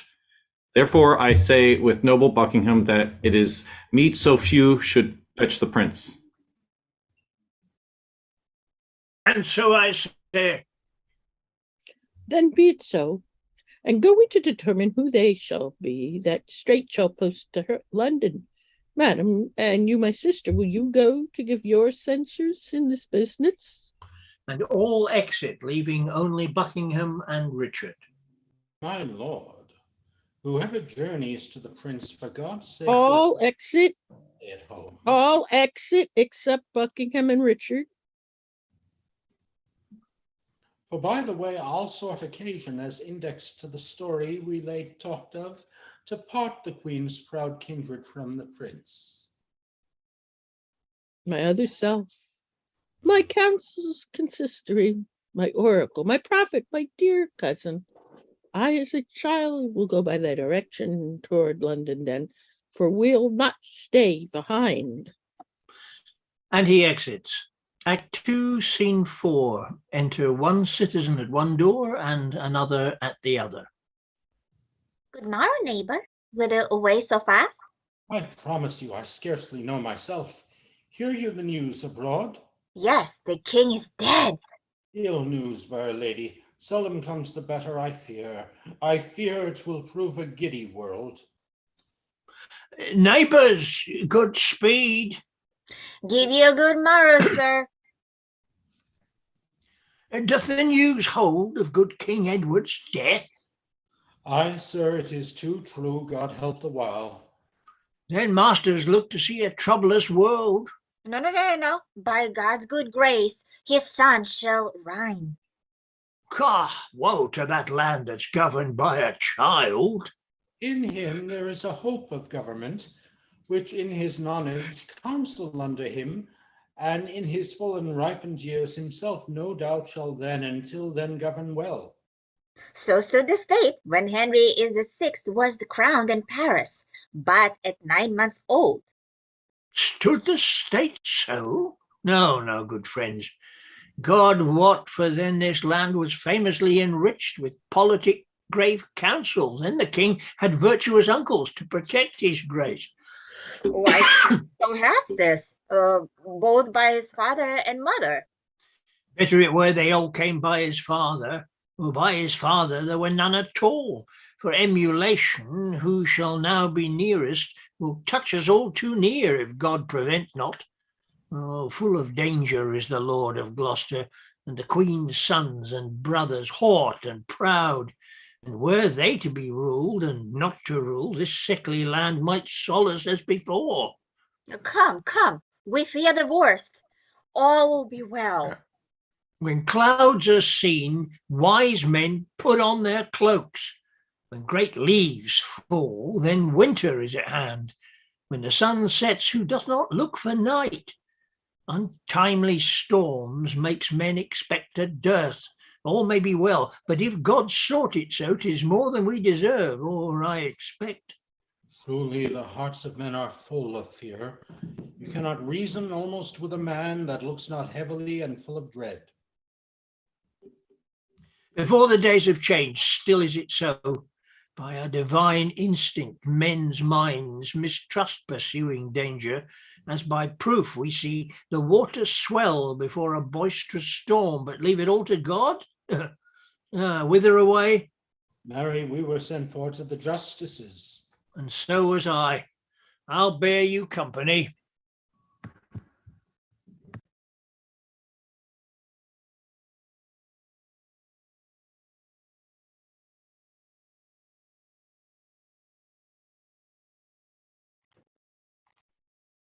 Enter Archbishop, young York, the Queen and the Duchess. Hit the wrong button. Right. Last night I heard they lay at Stony Stratford and at Northampton. They do rest tonight. Tomorrow or next day they will be here. I long with all my heart to see the prince. I hope he is much grown since last I saw him. But I hear no. They say my son of York hath almost overtaken him in his growth.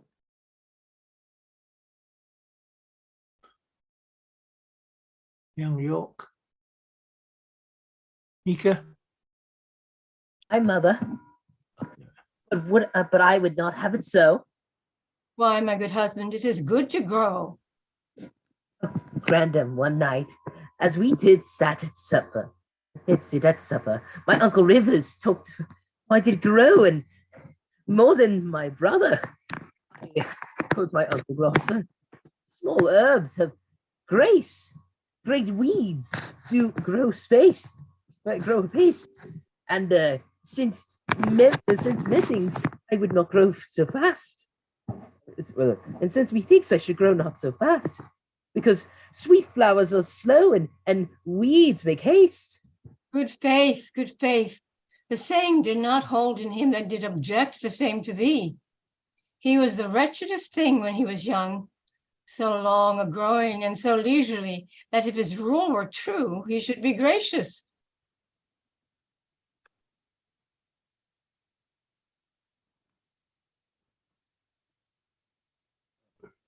Young York.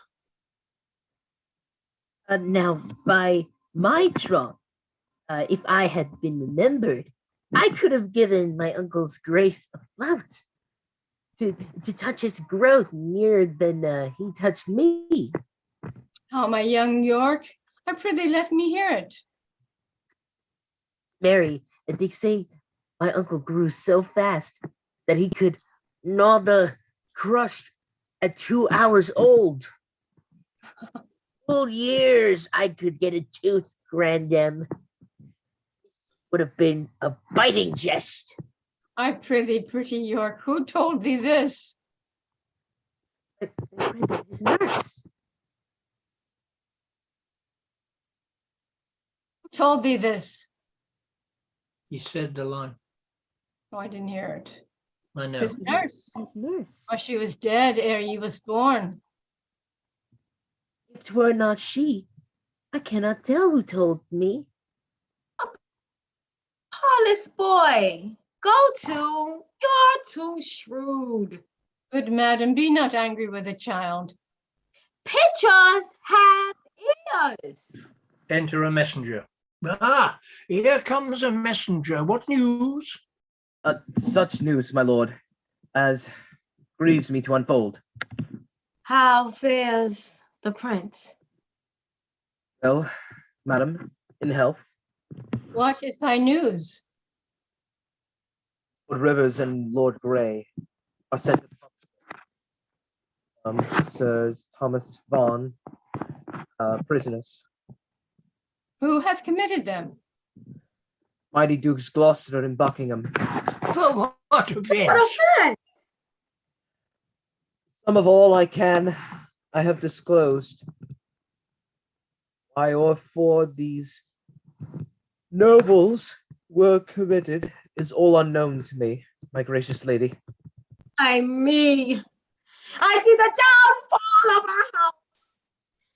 To tie the knave has seized thy gentle hand. Insulted tyranny begins to jet upon the innocent in all its throne. Welcome destruction, death, and massacre. I see the end of it all. Accursed and unquiet wrangling days, how many of you have mine eyes beheld?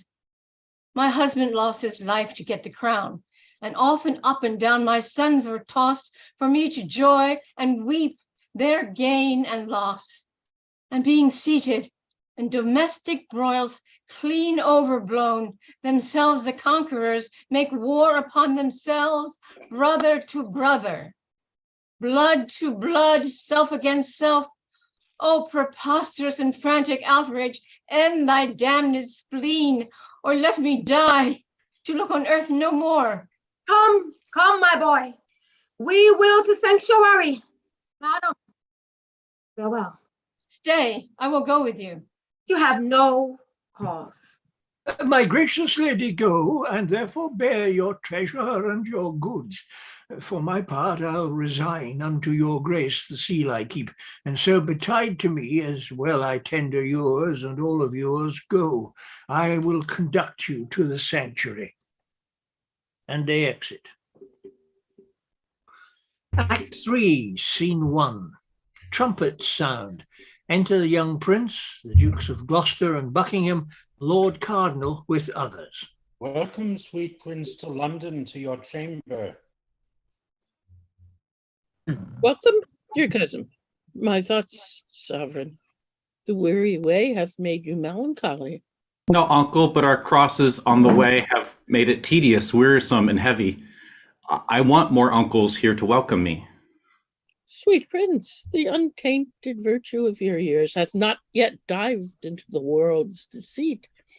No more can you distinguish of a man than of his outward show, which God he knows seldom or never jumpeth with the heart. Those uncles which you want were dangerous. Your grace attended to their sugared words, but look not on the poison of their hearts. God keep you from them and from such false friends. God keep me from false friends, but they were none. My lord, the mayor of London comes to greet you. Lord Mayor enters. God bless your grace with health and happy days.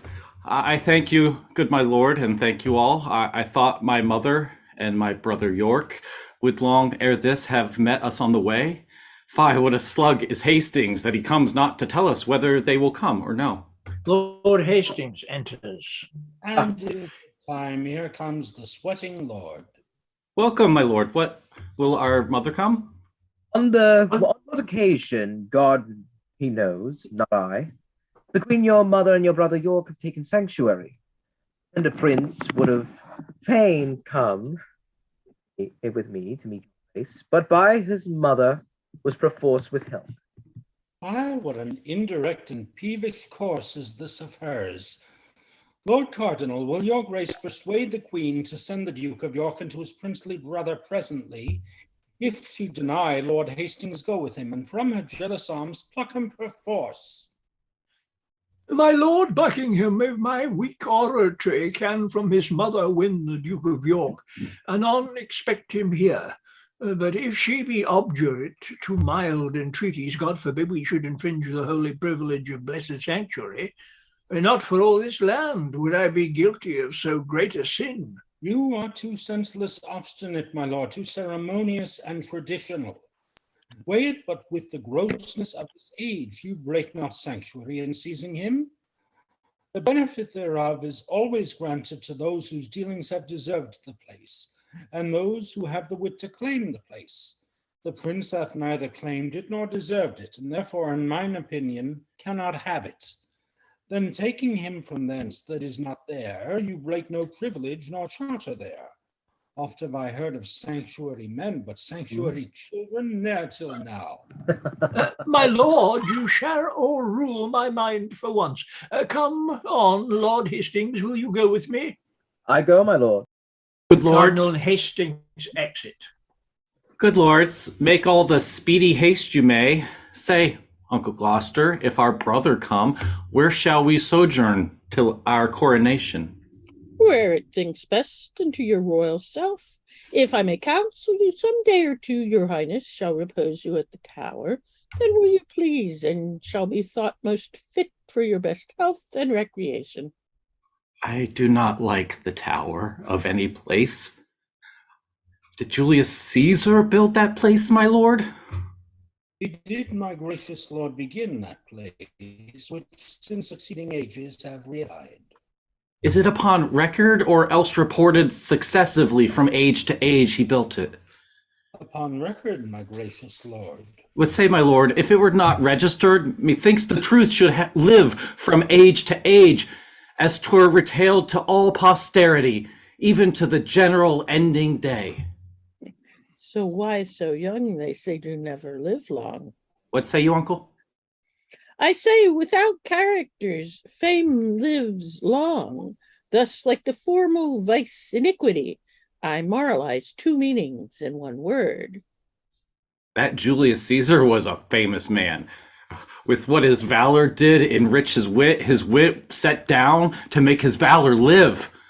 Death makes no conquest of his conqueror, for now he lives in fame, though not in life. I'll tell you what, my cousin Buckingham. What, my gracious lord? And if I live until I be a man, I'll win our ancient right in France again, or die a soldier as I lived a king. Short summers likely have a forward spring. Enter young York, Hastings, and the Cardinal. Now in good time, here comes the Duke of York. Richard of York, Brother. there's our noble brother. Well, my dear lord, so must I call you now? Aye, brother, to our grief, as is yours. Too late he died, that might have kept that title, which by his death have lost much majesty. How fares our cousin, noble Lord of York? Thank you, my gentle uncle. My lord, you said that idle weeds are fast in growth. The prince, my brother, have outgrown me far. He hath, my lord. Therefore is he idle? Oh, my fair cousin. I must not say so. And he is more beholding than you, beholding to you than I. He may command me as my sovereign, but you have power in me as a kinsman. You, uncle, give me this dagger. My dagger, little cousin, with all my heart. A beggar, brother. Kind uncle, I know will give, being but a toy, which is no grief to give. A greater gift than that I'll give my cousin. Greater gift? The sword to it. Aye, gentle cousin, were it light enough. Well, then, I see you will part with like gifts in weightier things. You'll say a beggar may say. It is too weighty for your grace to wear. I weigh it lightly. Wear it heavier. Why, would you have my weapon, little lord? Would, that I might thank you as you call me. How? Little. My Lord of York will still be cross and talk. Uncle, your grace knows how to bear with him. To bear me, not to bear with me. Uncle, my brother mocks both you and me, because that I am little like an ape. Thinks that you should bear me on your shoulders. With what a sharp provided wit he reasons. To mitigate the scorn he gives his uncle, he prettily and aptly taunts himself. So cunning and so young is wonderful. My lord, will please you pass along. Myself and my good cousin Buckingham will to your mother to entreat of her to meet you at the tower and welcome you. Went to the tower, my lord? My Lord Protector will have it so. I shall not sleep well in the tower. Why, what should you fear? Mary, my Uncle Clarence angry ghost. My grandmother told me he was murdered there. I fear no uncle's dead. Nor none that live, I hope. And if they live, I hope I need not fear. But come, my lord, and with a heavy heart, thinking on them, go I unto the tower. Trumpet sounds. The Prince, York, Hastings, and Dorset all exit, leaving Richard, Buckingham, and Catesby. Think you, my lord, this little prating York was not incensed by his subtle mother to taunt and scorn you thus opprobriously? No doubt, no doubt. Oh, 'tis a perilous boy. Oh, quick, ingenious, forward, capable, is all the mothers from the top to toe. Well, let them rest. Come hither, Catesby. Thou art sworn as deeply to effect what we intend as closely to conceal what we impart. Thou knowest our reasons urged upon the way. What thinkst thou? Is it not an easy matter to make William Lord Hastings of our mind for the installment of this noble duke in the seat royal of this famous isle? He, for his father's sake, so loves the prince that he will not be won to aught against him. What thinkst thou then of Stanley? Will not he? He will do all in all as Hastings doth. Well then, no more but this. Go, gentle Catesby, and as it were far off, sound thou Lord Hastings how he doth stand affected to our purpose, and summon him tomorrow to the tower to sit about the coronation. If thou dost find him tractable to us, encourage him and tell him all our reasons. If he be leaden, icy, cold, unwilling, be thou so too, and so break off the talk, and give us notice of his inclination, for we tomorrow hold divided councils, wherein thyself shalt highly be employed. Commend me to Lord William. Tell him Catesby, his ancient knot of dangerous adversaries tomorrow are let blood at Pomfret Castle, and bid my lord, for joy of this good news, give Mistress Shore one gentle kiss the more. Good Catesby, go effect this business soundly. My good lords, both with all the heed I can. Shall we hear from you, Catesby, ere we sleep? You shall, my lord. At Crosby House, there shall you find us both. And Catesby exits. Now, my lord, what shall we do if we perceive Lord Hastings will not yield to our complots? Chop off his head.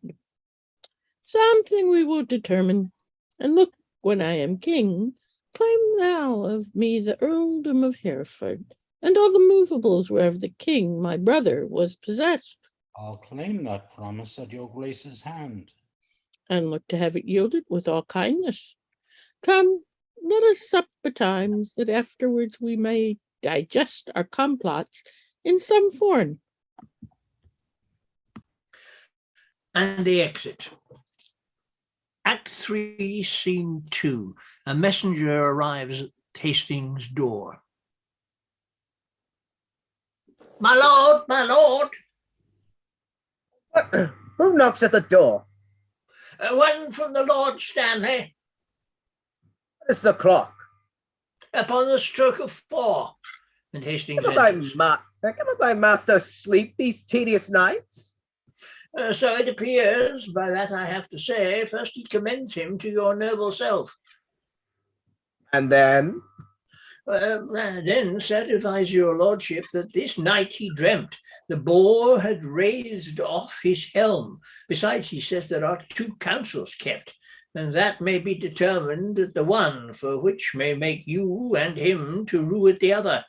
Therefore he sends to know your lordship's pleasure, if you will presently take horse with him, and with all speed post with him toward the north, to shun the danger that his soul divines.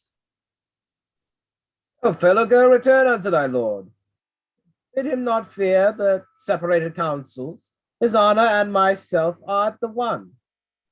And the other is my servant, Catesby, where nothing can precede that toucheth us, whereof I shall not have intelligence.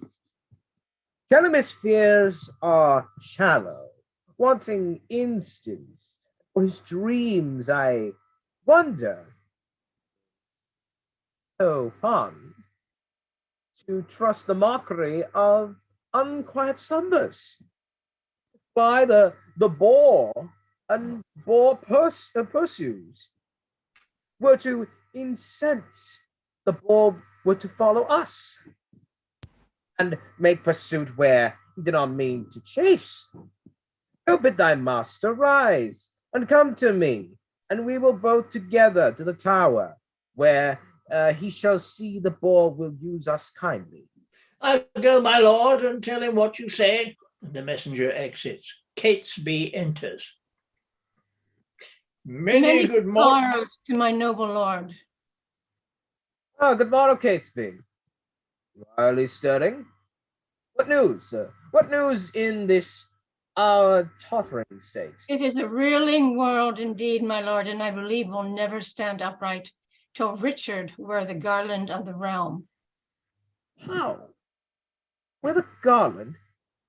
I mean the crown? Aye, my good lord. I'll have this crown of mine cut from my shoulders before I see it so foul misplaced. But canst thou guess he doth aim at it? I on my life, and hopes to find you forward upon his party for the gain thereof. And thereupon he sends you this good news, that this very same day your enemies, the kindred of the queen, must die at Pomfret. Indeed, I am no mourner for that news. But because they have still been mine enemies. But that I'll give my voice on Richard's side, to bar my master's heirs in true descent. God knows I will not do it to the death. God keep your lordship in that gracious mind. but I shall laugh at the 12-month hence that they who brought me in my master's hate, I live to look upon their tragedy. Tell thee, Catesby, I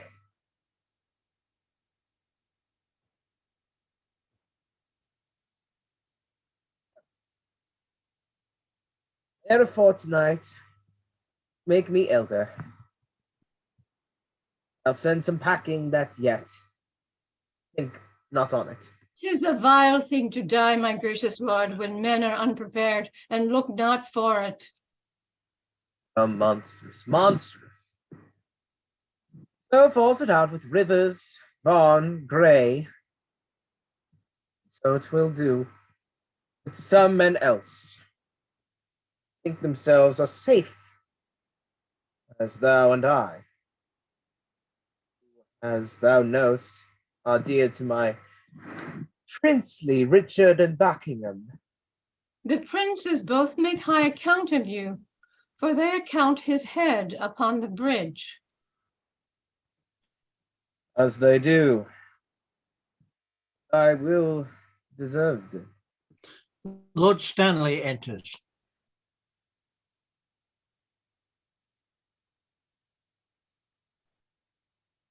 Hastings? My good lord, good morrow. Good morrow, Catesby. You may jest on, but the holy rood, I not jumped several times.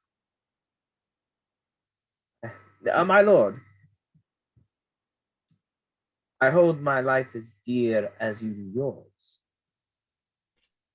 Never in life I do it more precious to me than it is now. Thank you, but that I know our state secure. I would not be so triumphant as I am.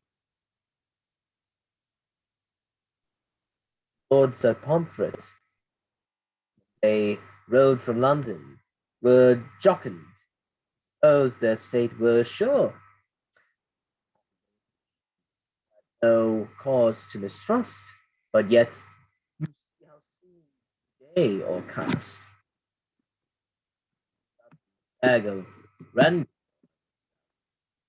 Thank God I say, heedless coward. Going towards the tower, Come, have with you. What you what, my lord? Today the lords you talk of are beheaded. Truth might better wear their heads. Used. But come, my lord. Go on before. I'll talk with the good fellow. Lord Stanley and Catesby exit. Oh, God. Oh no, Sirrah. Goes the world with thee. The better that your lordship please to ask. I tell thee, man, it's better with me now. When I met the last meet, then I was going to prisoner to the tower. Now I tell thee, keep it to thyself. This day those enemies are put to death, and I in better state than I e'er was. God hold it to your honor's good content. Grammarcy, fellow, there, drink that for me. And Hastings thank throws him you. his purse. A priest enters. Well, my lord, I'm glad to see your honor. I thank thee, good Lord Sir John, with all my heart. I am in your debt for your last exercise. Come the next Sabbath, and I will content you. I wait upon your lordship. Buckingham enters. What, talking with a priest, Lord Chamberlain? Your friends at Pomfret, they do need the priest. Your honor hath no thriving work in hand. With faith and when I meet this holy man, those men you talk of come into my head. Of what? Go you toward the tower? I do, my lord, but long I cannot stay there. I shall return before your lordship thence. 'Tis like enough for I to stay dinner there. And supper too, although thou knowest it not. Come, will you go? I'll wait upon your lordship. And they exit. Act 3, Scene 4. Enter Sir Richard Ratcliffe with halberds carrying the nobles to death at Pomfret. Sir Richard Ratcliffe, let me tell thee this. Today shalt thou behold a subject die for truth, for duty, and for loyalty. God bless the prince from all the pack of you, and not you are of damned bloodsuckers. You live, and that cry woe for this hereafter. Dispatch! The limit of your lives is out! O Pomfret, Pomfret, O thou bloody prison, fatal and ominous to noble peers within the guilty closure of thy walls, Richard II here was hacked to death, and for more slander in thy dismal seat, we give to thee our guiltless blood to drink.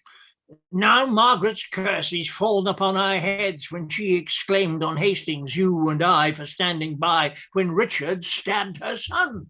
Then curse she Richard, then curse she Buckingham, then curse she Hastings. Oh, remember, God, to hear her prayer for them as now for us, and for my sister and her princely sons. Be satisfied, dear God, with our true blood, which, as thou knowest, unjustly must be spilt. Make haste! The hour of death is expiate. Come, Grey, come, Vaughan. Let us here embrace farewell until we meet again in heaven. And they exit. Act 3, Scene 4. Enter Buckingham, Derby, Hastings, the Bishop of Ely, Norfolk, Ratcliffe, Lovell, with others, all at a table. My lords and ones, the cause why we are met is to determine a coronation. In God's name speak. When is the royal day? Is all things ready for the royal time? It is, and wants but nomination. Tomorrow then I judge a happy day. Who knows the Lord Protector's mind herein? Who is most inward with the noble Duke? Yes, we think should soonest know his mind. We know each other's faces for our hearts. He knows no more of mine than I of yours, or I of his, my lord, than you of mine. Lord Hastings, you and he are near in love. I thank his grace. I know he loves me well, but for his purpose of the coronation, I have not summoned him, nor he delivered. His gracious pleasure, anyway, therein. But you, my lords, may name the time and the place, and in the Duke's behalf, I will give my voice, which I presume he will take in gentle part. And Gloucester enters. In happy time, here comes the Duke himself. Eleanor.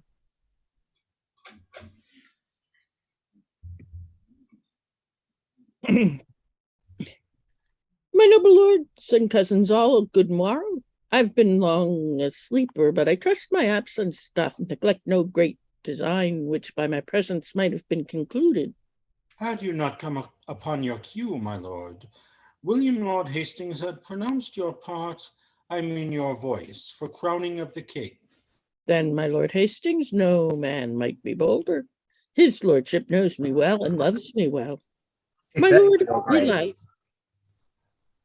of Ely, when I was last in Holborn, I saw good strawberries in your garden there. I do beseech you send for some of them. Marry and will, my lord, with all my heart. And the bishop exits. A cousin of Buckingham, a word with you. Catesby hath sounded Hastings in our business, and finds the testy gentleman so hot that he will lose his head ere give consent. His master's child, as worshipfully he terms it, shall lose the royalty of England's throne. Withdraw yourself a while, I'll go with you. And they exit. We have not yet set down this day of triumph. Tomorrow, in my judgment, is too sudden, for I myself am not so well provided as else I would be were the day prolonged. And the Bishop of Ely enters. Where is my lord, the Duke of Gloucester? I have sent for these strawberries.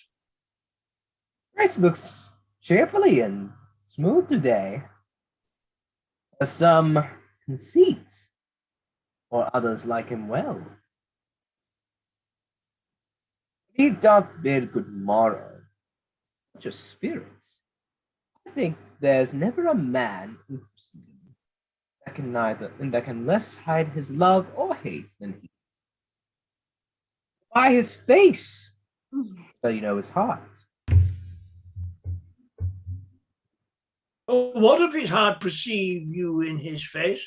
By any livelihood he showed today? I know man near which he has offended. Were he'd have shown it in his looks. Richard and Buckingham enter. I pray you all, tell me what they deserve that do conspire my death with devilish plots of damned witchcraft, and have prevailed upon my body with their hellish charms. Oh, the tender love I bear your grace, my lord, makes me most forward in this noble presence to doom the offenders. Whatever they may be, my lord, I say they have deserved death. Then be your eyes the witness of their evil. Look how I am bewitched. Behold, my arm is like a blasted sapling withered up, and this is Edward's wife, that monstrous witch consorted with that harlot strumpet shore, that by their witchcraft thus have marked me. If by this deed dear's done, my gracious lord, I should not. If thou protector of this damned strumpet, talkst thou to me of ifs, thou art a traitor. Off with his head now, by St. Paul, I swear I will not dine until I see the same. Lovel and Ratcliffe, look that it be done. The rest that love me, rise and follow me. Richard exits, leaving Lovell, Ratcliffe, and Lord Hastings. Oh, for England. With for me. For I've too found might have pretended this. Stanley did dream the boar. Did raise his helm. But dismounted and did scorn to fly 3 times today. My footcloth did stumble. It started when he looked up on the tower, as I to bear with me to the slaughterhouse. The priest spake me. And I repent, told the pursuivant, the triumphing, and my enemies, they and Pomfret bloodily were butchered. I self-secure in grace and favor. Oh, Margaret, now thy heavy curse has lighted on poor Hastings' head. Come, dispatch the Duke would be at dinner. Make a short shrift. He longs to see your head. Bloody Richard! Miserable England! I prophesy that the fearful time to be that ever wretched age hath looked upon. Come, lead me to the block. Bear him my head. I'll let me that shortly shall be dead. And the exit.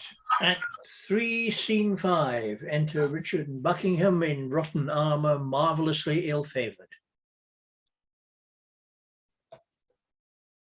Come, cousin, canst thou quake and change thy color, murder thy breath in middle of a word, and then again begin and stop again, as if thou wert distraught and mad with terror?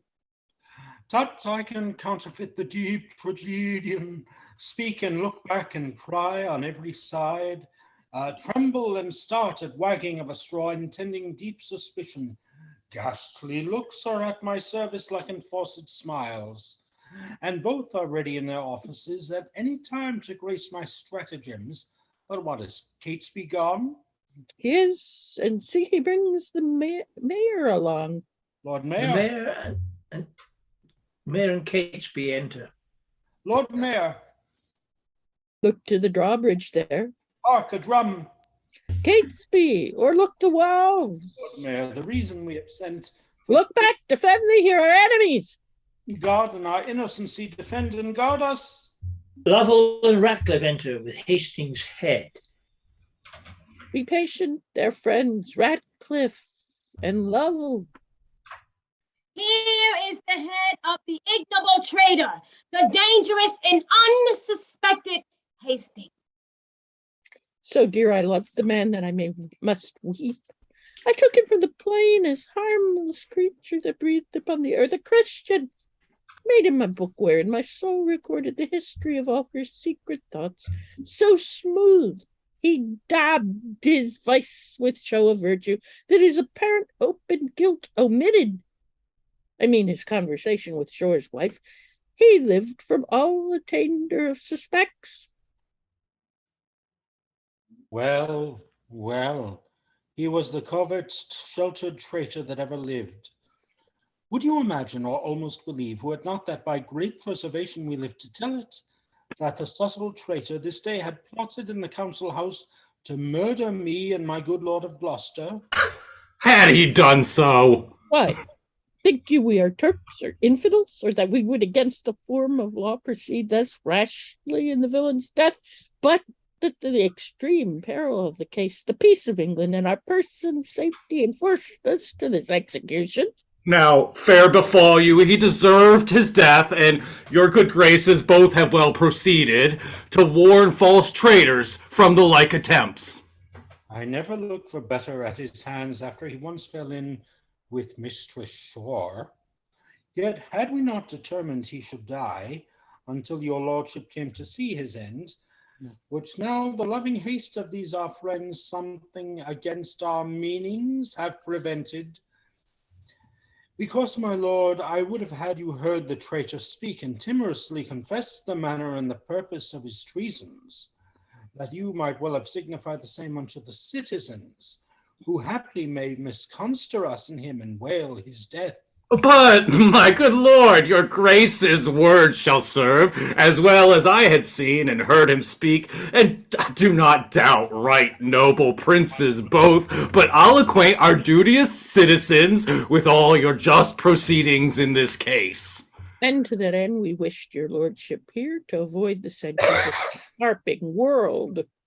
Which, since you came too late of our intent, yet witness what you hear we did intend, and so, my good Lord Mayor, we bid farewell.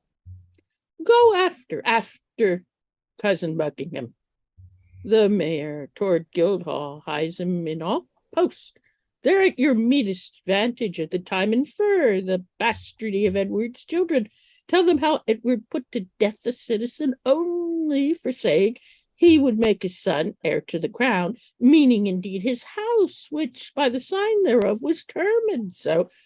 Moreover, urge his hateful luxury and bestial appetite and change of lust, which stretched unto their servants, daughters, wives, even where his raging eye or savage heart without control lusted to make a prey, nay, for a need. Thus far come near my person. Tell them, when that my mother went with child of that insatiate Edward, noble York, my princely father then had wars in France, and by true computation of the time found that the issue was not his begot, which well appeared in his lineaments, being nothing like the noble Duke my father, yet touched this sparingly, as 'twere far off, because, my lord, you know my mother lives. Doubt not, my lord, I'll play the orator as if the golden fee for which I plead were for myself, and so, my lord, adieu. If you thrive well, bring them to Baynard's castle, where you shall find me well accompanied with reverend fathers and well-learned bishops. I go, and towards 3 or 4 o'clock look for the news that the Guildhall affords. Buckingham exits. Go level with all speed to Dr. Shaw. Go thou to Friar Penker. Bid them both meet me within this hour at Bayard's castle. And Lovell exits.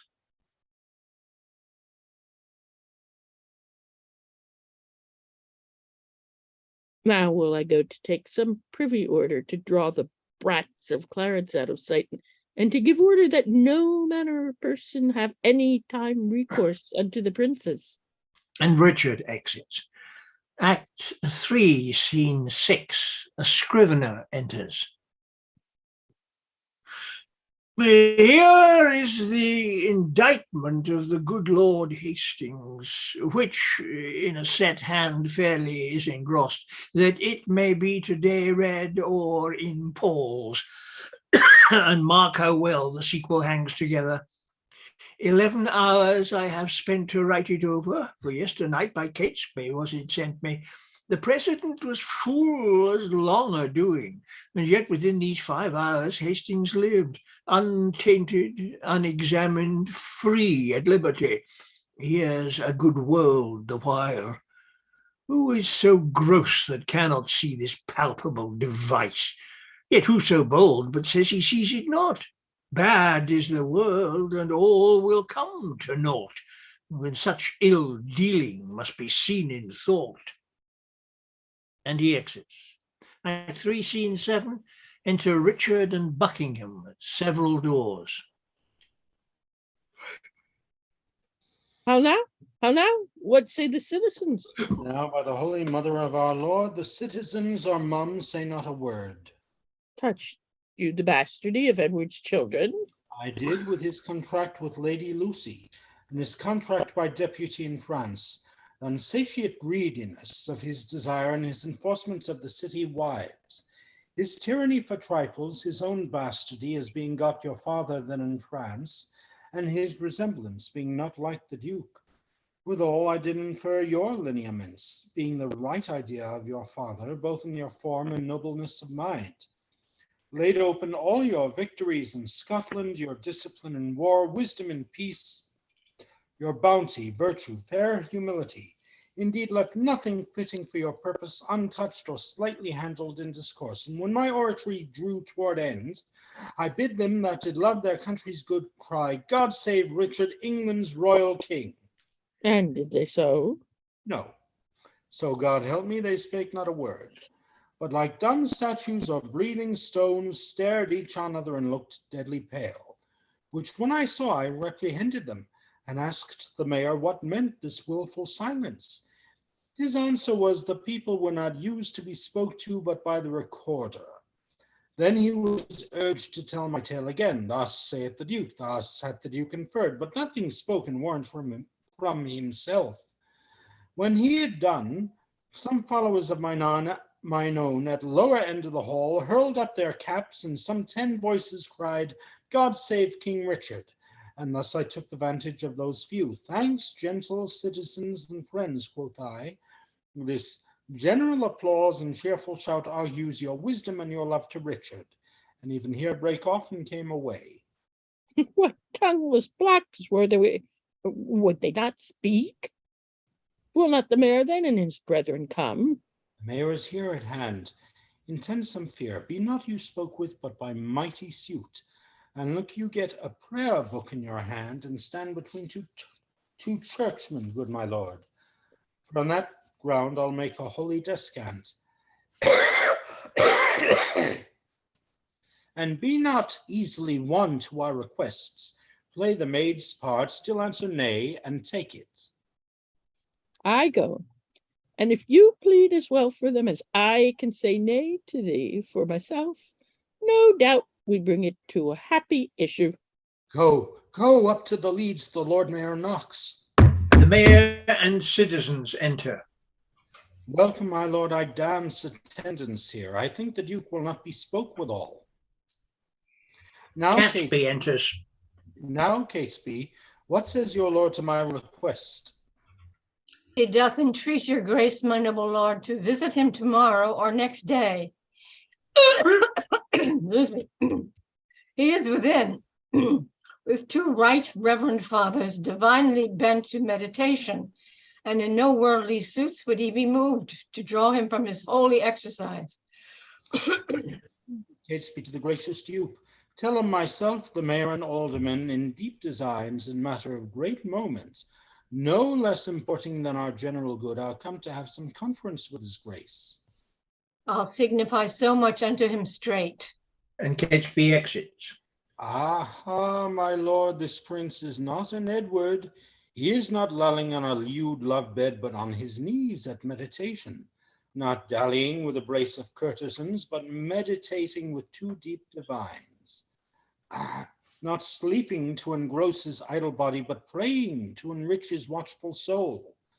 Happy were England, would this virtuous prince take on his grace the sovereignty thereof, but sure I fear we shall not win him to it. Marry God defend his grace should say us nay. I fear he will. Here Catesby comes again.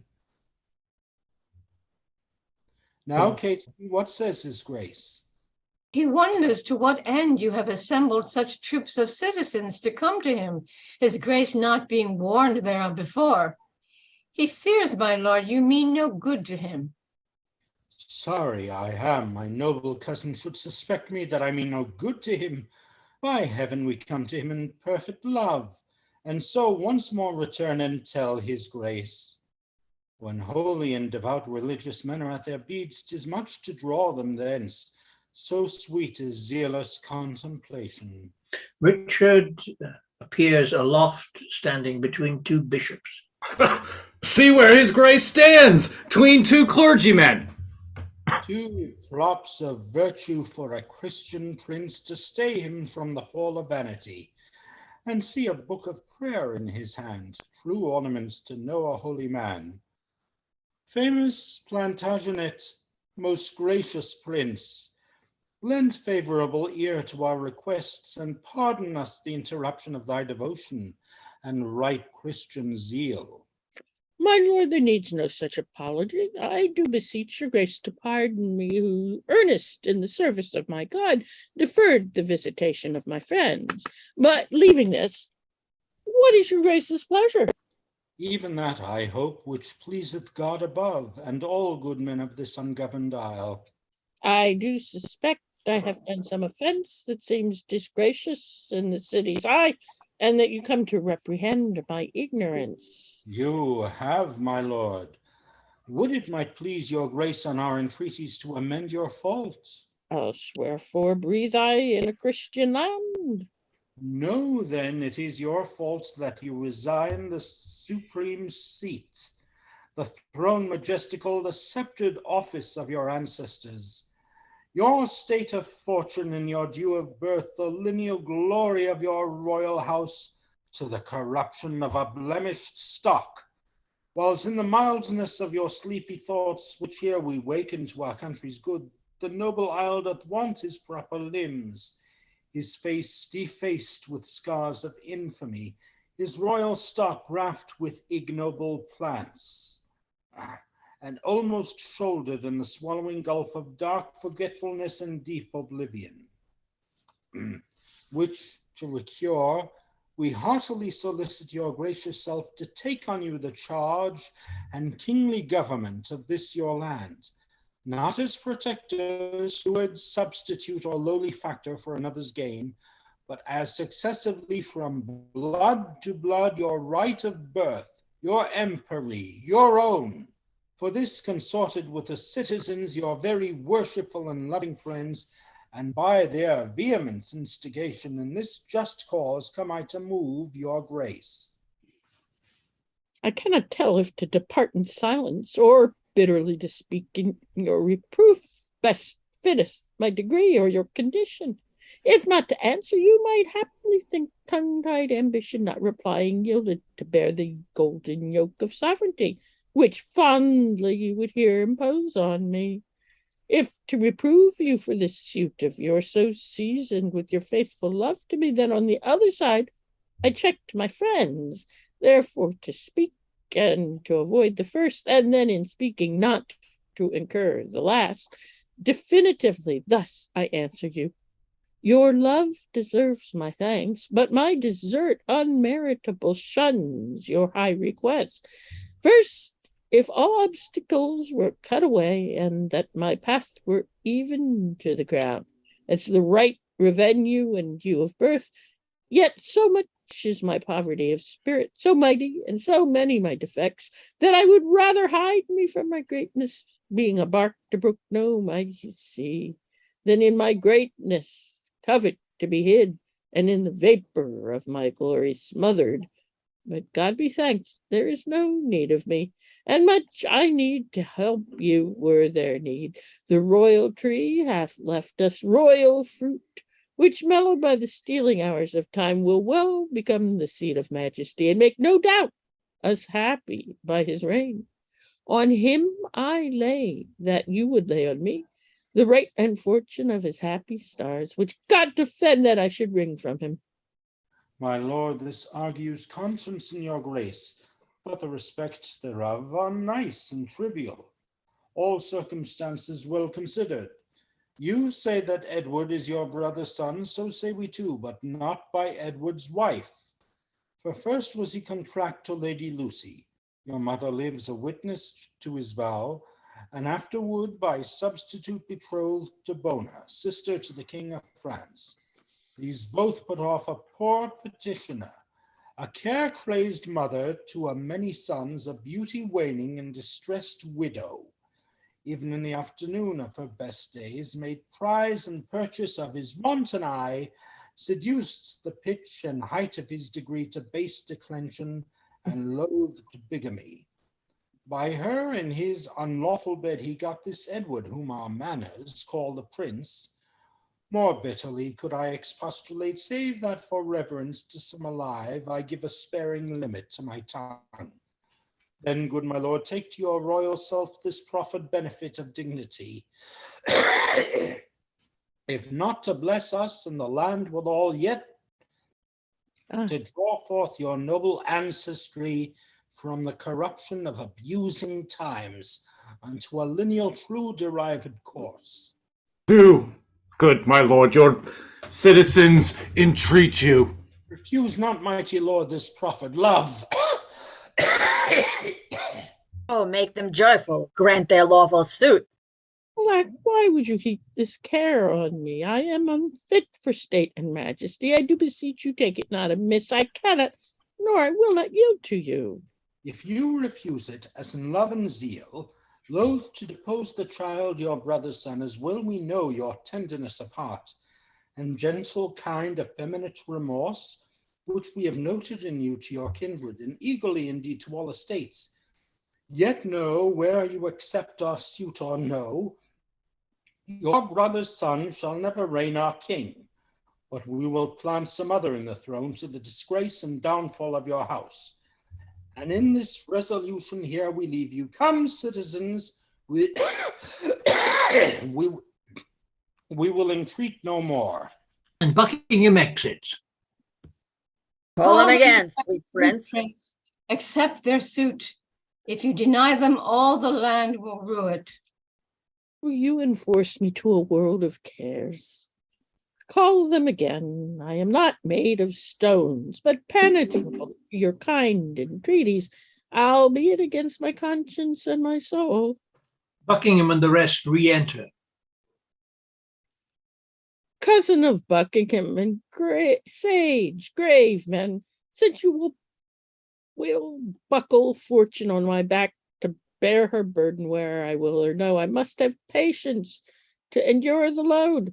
But if black scandal or foul-faced reproach attend the sequel of your imposition, your mere enforcement shall acquittance me from all the impure blots and stains thereof. For God doth know, and you may partly see how far I am from the desire of this. God bless your grace. We see it, and will say it. In saying so, you shall but say the truth. Then I salute you with this royal title. Long live King Richard, England's worthy king. Amen. Amen. Tomorrow may it please you to be crowned? Even when you please, for you will have it so. Tomorrow then we will attend your grace, and so most joyfully we take our leave. Come, let us to our holy work again. Farewell, my cousins. Farewell, gentle friends.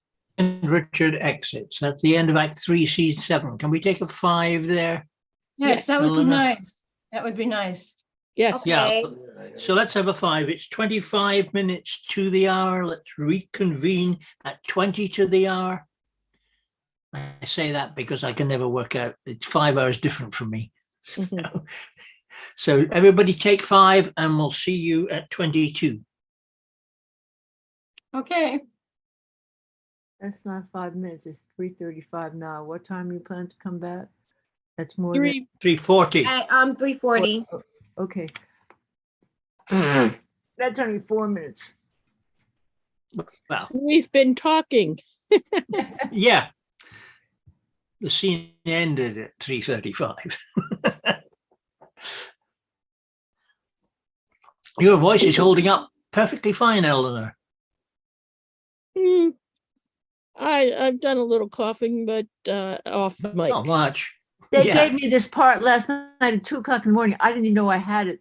I ran through my email. All of a sudden, I jumped out of bed, ran to my email, and discovered that I had this part. I had not submitted myself for it all because I wanted a nice, quiet Sunday outdoors in the sun. Oh, sorry. But as with Richard, you were forced to accede to the impositions of others. Yes, and take your royal course. Yeah, I know. Well, that's why I'm also being very sloppy because I had to do so many things before I could finally sit down and look at the goddamn plate this morning. You're not being sloppy. Don't worry about it. You're doing good. I usually know some of this stuff. I thought I knew it, and then I realized I don't know it as well as I thought I did. You know, it is incredibly complex with so many characters. You know, if Shakespeare were a writer nowadays, you'd never get away with this, having sort of about 15 or 20 characters who come on and say 5 lines and then go off.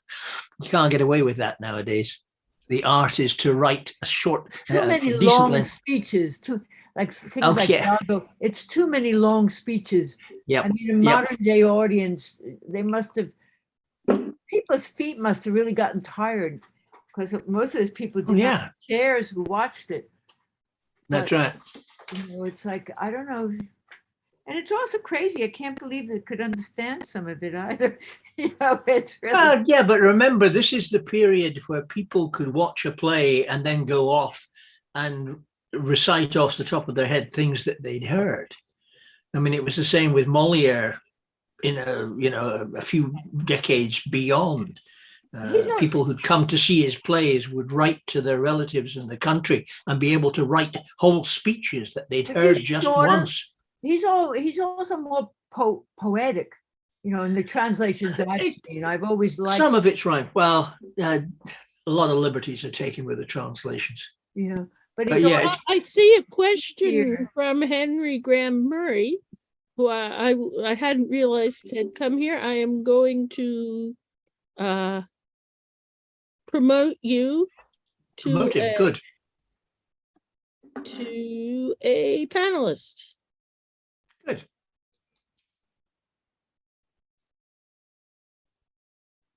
Huh? Who's she talking to? What was that about?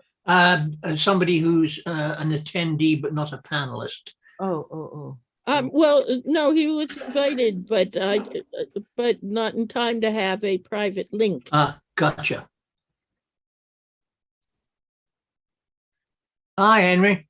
Welcome. Is there any way I can get involved? Is there anything? Yes. We've got so many parts to fill. Absolutely. Yes, indeed. Absolutely. You want to coordinate that, Eleanor? There are plenty of parts that have not been assigned. When you hear a pause, jump in. What's the script? What's the version? It's the first folio of Richard III. Can you send him a copy of it, Eleanor? Sure. Let me. Have you got it? You put it in the chat, isn't it? Can I put it in the chat? Let me see if that's possible. What is it? Is it a PDF? Do you have a folder PDF? Yes. A folder it should be possible. edition of Richard III? No, it's not the Folger. That's the problem. Some people are using the Folger. Oh, it seems pretty close though. Yeah, but speeches disappear. Folger's tampered with. Oh, This is okay. 1623, the original text, rather than the result of some Folger editors executing their egos. Let's see what. Oh wait a minute. Oops, I never sent. If you open it, you can send Yeah, it. wait. I had. Hold on. I was going to send a I private can do message it. to somebody else before. Oh, you know how to do it? I think I can do it. Let's see if I can. I'm just gonna find out where the script is, where I'm getting it Script from. here. Okay, I've just put the script in, my own script, so it's marked for Richard. Okay, you've got it. Yep, you've got it. So you should be able to pull it from the chat, Richard. Yes, I'm just doing Henry, it. I mean. Henry. Yeah. And we're at page 113, the beginning of Act 4, Scene 1. Okay, is everybody back? Are we all back? I'm here. Everybody's good. I like the hat, Clinton, for the mayor. Thank you. I was like, I have to read London. Yeah. Yes. Ken, Kitty, Yep, Nika, I'm here. Nye, Hastings. Nika? Here. Good. I'm here. So for the first scene, we're going to need the Queen, who is Nye. Where are the rest of the crew? He's Nye there. Page 113. 5 people who are not back yet. Okay. 6. It's nice here. No, 4 back. Everybody turn on your camera if you're here, and that will make it easy for Let's me do a to face tell check. who's not. There we go. Oh, look at that. Hi, welcome everybody. Where's T-Bone? Where's Nika? Nika, she was there. She texted Hey. earlier. She's been having Wi-Fi problems, so. Yeah, she did. She lost the Wi-Fi. Hmm. We've got the Queen, the Anne, Duchess of Gloucester, the Duchess of York, and the Marquis of Dorset. And Marquis Dorset. Okay. Hey, she's back. Okay. Okay. So are we all set? We have T-Bone Don't have him yet. and not Nye. Yeah, no, she was here. Yes, I'm here. Okay. Well, we're waiting on T-Bone. Okay, I'll text him really quickly. Well, we don't need him in this first scene, do we? Let's get underway and somebody can fill in until he comes online again. Okay. Welcome back, everybody, to Richard III. We are beginning Act 4, Scene 1. Enter the Queen and Duchess of... Everybody off camera who's not in the scene, including myself. Enter the Queen and Duchess of Gloucester, the Duchess of York, and Marquis Dorset. Who meets us here? My niece Plantagenet, led in the hand of her kind aunt of Gloucester. Now for my life, she's wandering to the tower on pure heart's love to greet the tender prince. Daughter, well met. God give your graces both a happy and a joyful time of day. As much to you, good sister. Whither away?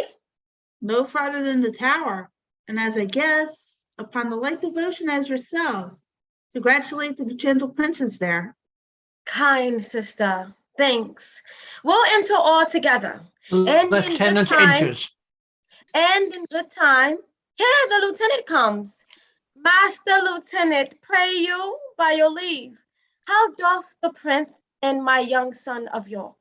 Right well, dear madam, by your patience, I may not suffer you to visit them. The king has strictly charged the contrary. The king? Why? Who's that? I mean, the Lord Protector. The Lord protect him from that king title. Have he set bounds betwixt their love and me? I am their mother, and who should keep me from them? I am their father's mother. I will see them. Their aunt I am in law, and love their mother. Then bring me to their sights. I'll bear thy blame, and take thy office from thee on my peril. No, madam, no, I may not leave it so. I am bound by oath, and therefore pardon me. And he exits. Stanley enters.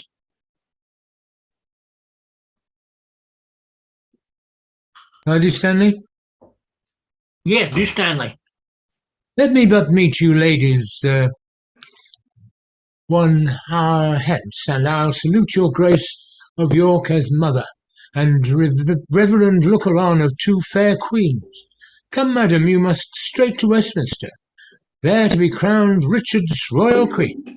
Oh, cut my lace in sunder, that my pent heart may have some scope to beat, or else I swoon with this dead-killing news. Spiteful tidings. Oh, unpleasing news.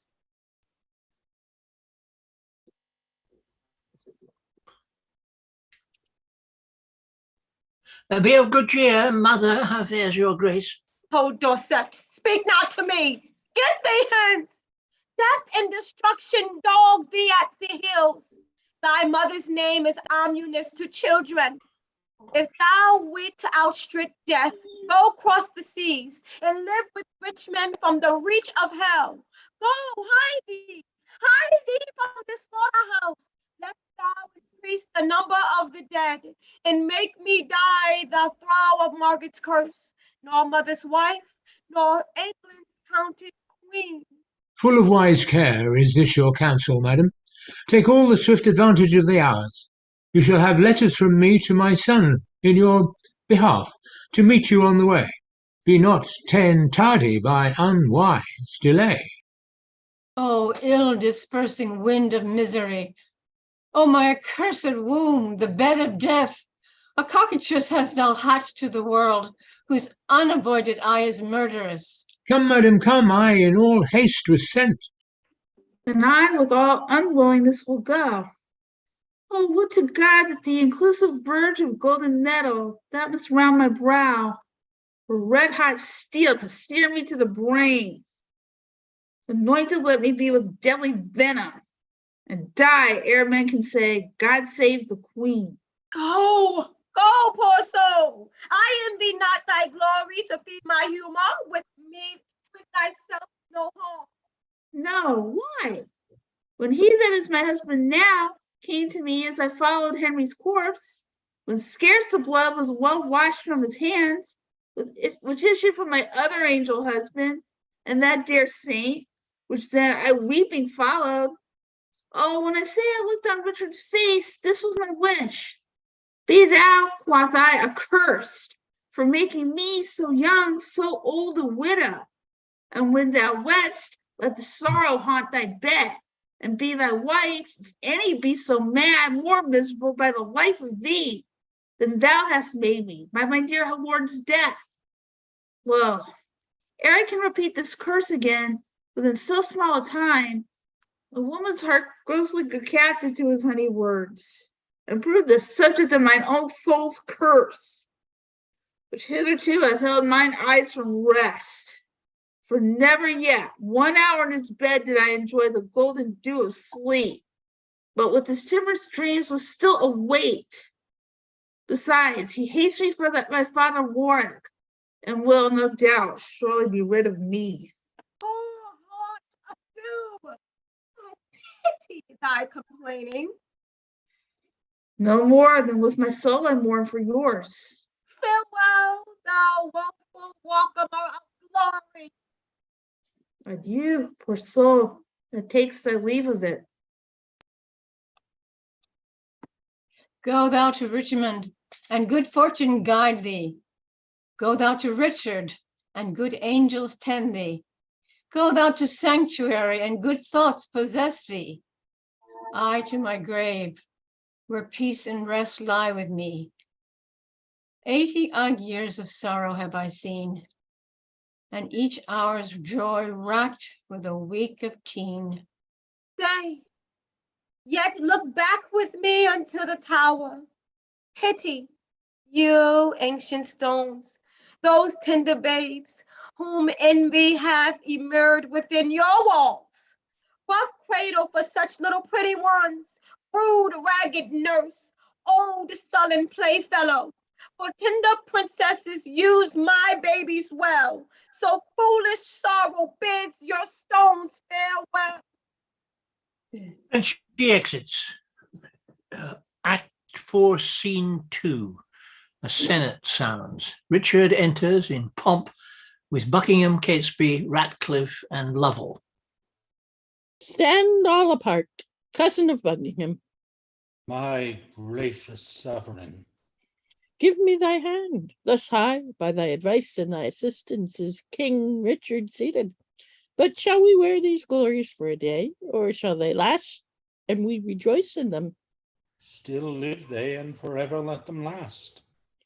Ah, Buckingham, now do I play the touch to try if thou be current gold indeed. Young Edward lives. Think now what I would speak. Say on, my loving lord. Why, Buckingham, I say I would be king. Why, so you are, my thrice renowned lord. Ha! Am I king? 'Tis so, but Edward lives. True, noble prince. Oh, bitter consequence that Edward still should live, true noble prince. Cousin, thou wast not wont to be so dull. Shall I be plain? I wish the bastard's dead, and I would have it suddenly performed.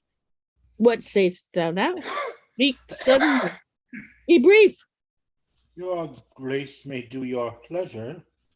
Tut tut. That art all ice, thy kindness freezes. Say, have I thy consent that they shall die? Give me some little breath, some pause, dear lord, before I positively speak in this. I will resolve you herein presently. The king is angry. See, he gnaws his lip. I will converse with iron-witted fools and unrespective boys. None are for me that look to me with considerate eyes. High-reaching Buckingham grows circumspect. Boy! My lord. Knowst thou not any whom corrupting gold will tempt into a close exploit of death? I know a discontented gentleman whose humble means match not his haughty spirit. Gold were as good as 20 orators, and will no doubt tempt him to anything. What is his name? His name, my lord, is Tyrrell. I partly know the man. Go, call him hither, boy. And the page exits. The deep revolving witty Buckingham no more shall be the neighbor to my counsel. Hath he so long held out with me, untired, and stops he now for breath? Well, be it so. How, Lord Stanley, what's the news? No, my loving lord, the Marquis of Dorset, as I hear, is fled to Richmond, in the parts where he abides. Come hither, Catesby. Rumour abroad that Anne, my wife, is very grievous sick. I will take order for her keeping close. Inquire me out some mean poor gentleman whom I will marry straight to Clarence' daughter. The boy is foolish, and I fear not him. Look how thou dreamst. I say again, give out that Anne, my queen, is sick and like to die. About it! For it stands me much upon to stop all hopes whose growth may damage me. I must be married to my brother's daughter, or else my kingdom stands on brittle glass. murder her brothers, and then marry her uncertain way of gain. But I am in so far in blood that sin will pluck on sin. Tear falling pity dwells not in this eye. Enter Tyrrell. Is thy name Tyrrell? James Tyrrell, and thy most obedient servant. Art thou indeed? Prove me, my gracious lord. Darest thou resolve to kill a friend of mine? Please you, but I had rather kill 2 enemies. Why then, thou hast it. 2 deep enemies, foes to my rest and my sweet sleep's disturbers, are they that I would have thee deal upon, Tyrrell? I mean, those bastards in the tower. Let me have open means to come to them, and soon I'll rid you from the fear of them. Thou singest sweet music. Hark, come hither, Tyrrell. Go by this token.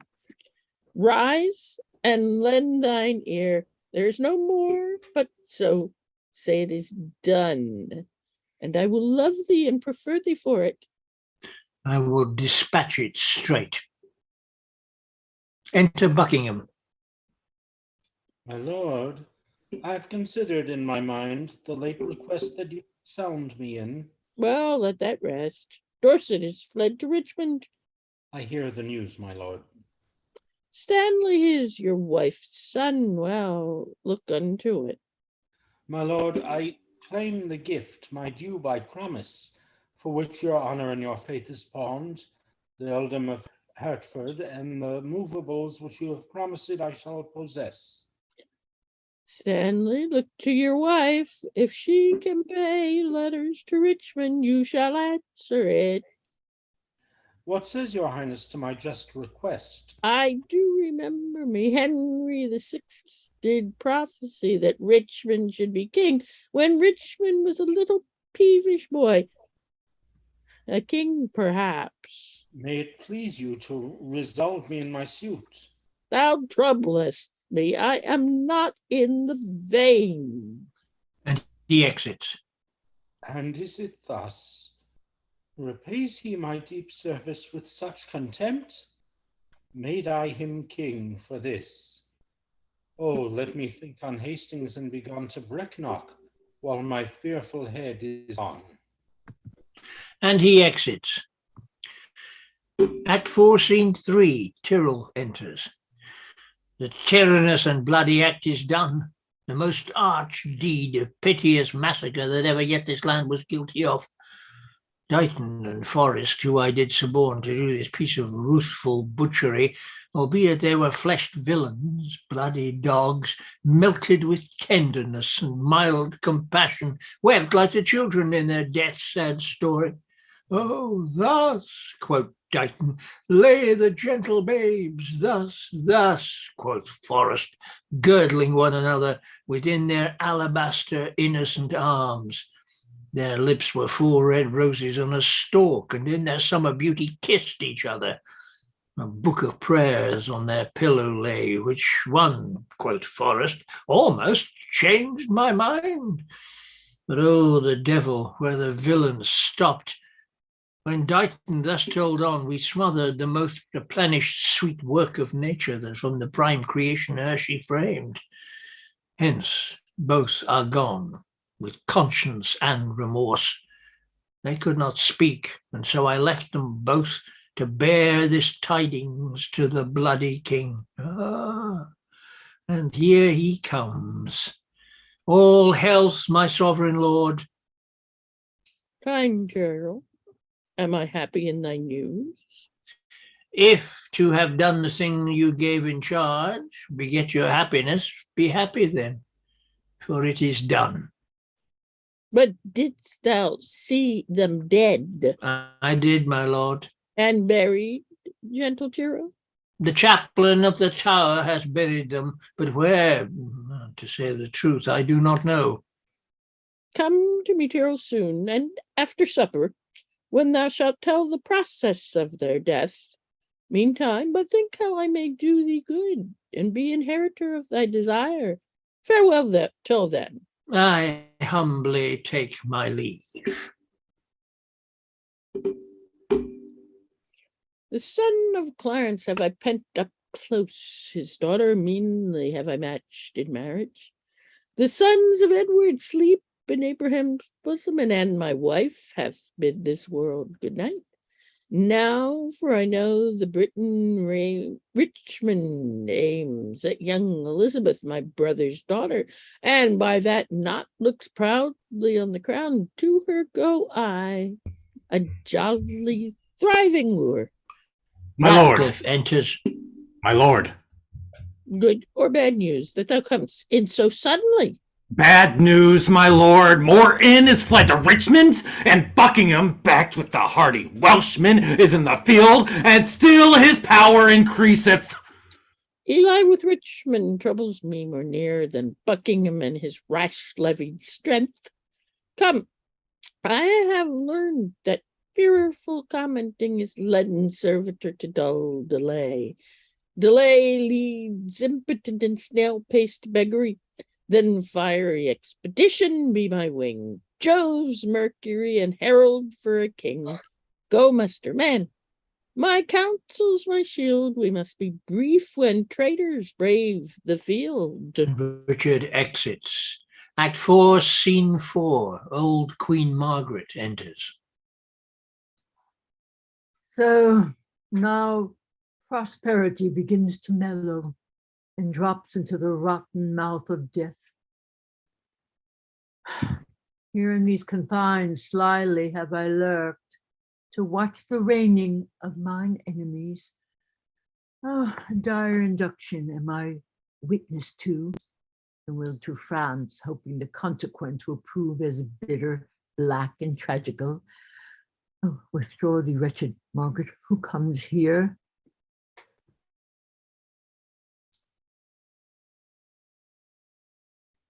Oh, my young princess. Oh, my tender babes, my unborn flowers, new appearing sweets. If yet your gentle souls fly in the air and not be fixed in doom perpetual, hover about me with your airy wings and hear your mother's lamentation. Ah, hover about her. Say that right for right hath dimmed your infant morn to aged night. So many miseries have crazed my voice, that my woe-wearied tongue is still and mute. Edward Plantagenet, why art thou dead? Plantagenet doth quick Plantagenet. Edward for Edward pays a dying debt. Quit thou, O God, fly from such gentle lambs and throw them in the enthralls of the wolf. When didst thou sleep when such a deed was done? When holy Harry died and my sweet son. Dead life, blind sight, poor mortal living ghost, woes seen, world shame, graves due, by life usurped. Brief abstract and record of tedious days, rest thy unrest on England's lawful earth, unlawfully made drunk with innocent blood. Oh, that thou wouldest as well for the grave, as thou canst yield a melancholy seat. Then would I hid my bones, not rest them here. Oh, who hath any cause to mourn but I? If ancient sorrow be most reverent, give mine the benefit of seniority, and let my griefs frown on the upper hand if sorrow can admit society. I had an Edward till a Richard killed him. I had a husband till a Richard killed him. Thou hadst an Edward till a Richard killed him. Thou hadst a Richard till a Richard killed him.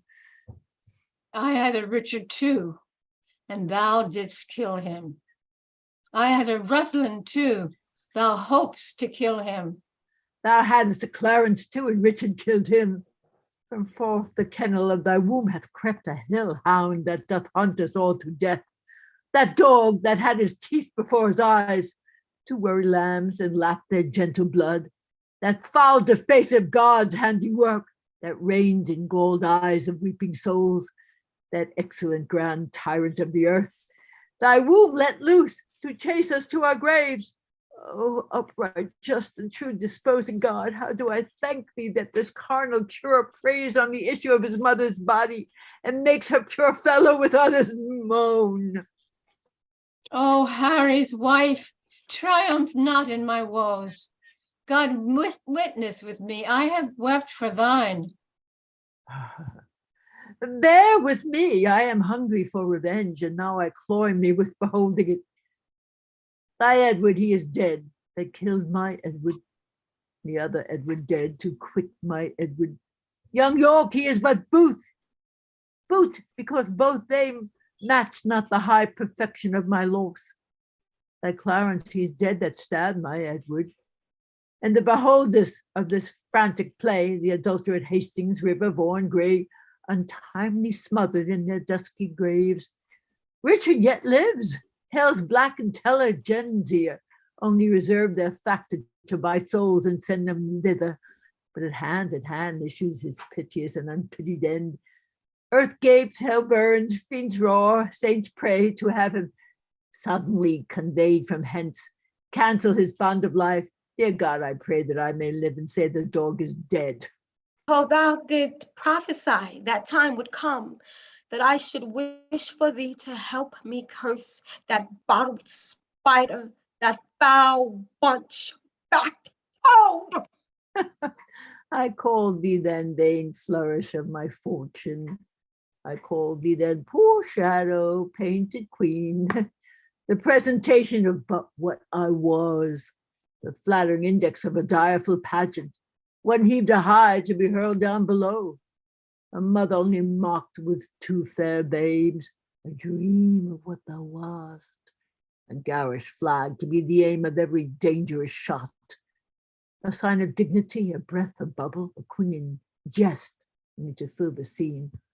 Where is thy husband now? Where be thy brothers? Where be thy two sons? Wherein dost thou joy? Who sues and kneels and say, God save the queen? Where be the bending peers that flattered thee? Where be the thronging troops that followed thee? Decline all this and see what now thou art. A happy wife, a most distressed widow, for joyful mother, one that wails, the name for one being sued to one that humbly sues, for queen a very caitiff, crowned with care, for she that scorned at me now scorned of me, for she being feared of all now fearing one, for she commanding all obeyed of none. Thus hath the course of justice whirled about and left thee but a prey to time, having no more but thought of what thou wast, to torture thee the more being what thou art. Thou didst usurp my place, and dost thou not usurp the just proportion of my sorrow? Now thou proud neck bears half my burden yoke, from which even here I slip my wearied head, and leave the burden of it all on thee. Farewell, York's wife and queen of sad mischance. These English woes shall make me, oh, smile in France. Oh, thou well skilled in curses, stay a while and teach me. Teach me how to curse mine enemies. Forbear to sleep the night and fast the day. Compare dead happiness with living woe. Think that thy babes were sweeter than they were, and he that slew them fouler than he is. Burying thy loss makes the bad cause a worse. Revolving this would teach thee to curse. My worlds are dull. Oh, quicken them with thine. Thy woes will make them sharp and pierce like mine. Why should calamity be full of words?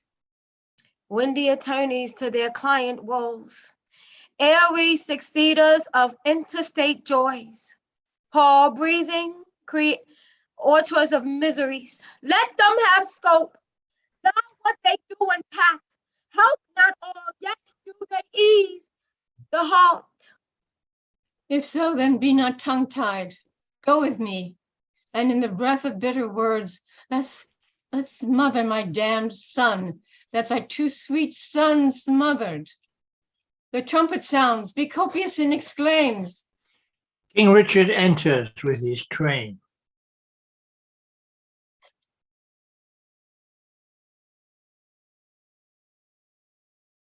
Who intercepts me in my expedition? Oh, she that might have intercepted thee by strangling thee in her accursed womb from all the slaughters, wretch, that thou hast done. Hidest thou that forehead with a golden crown?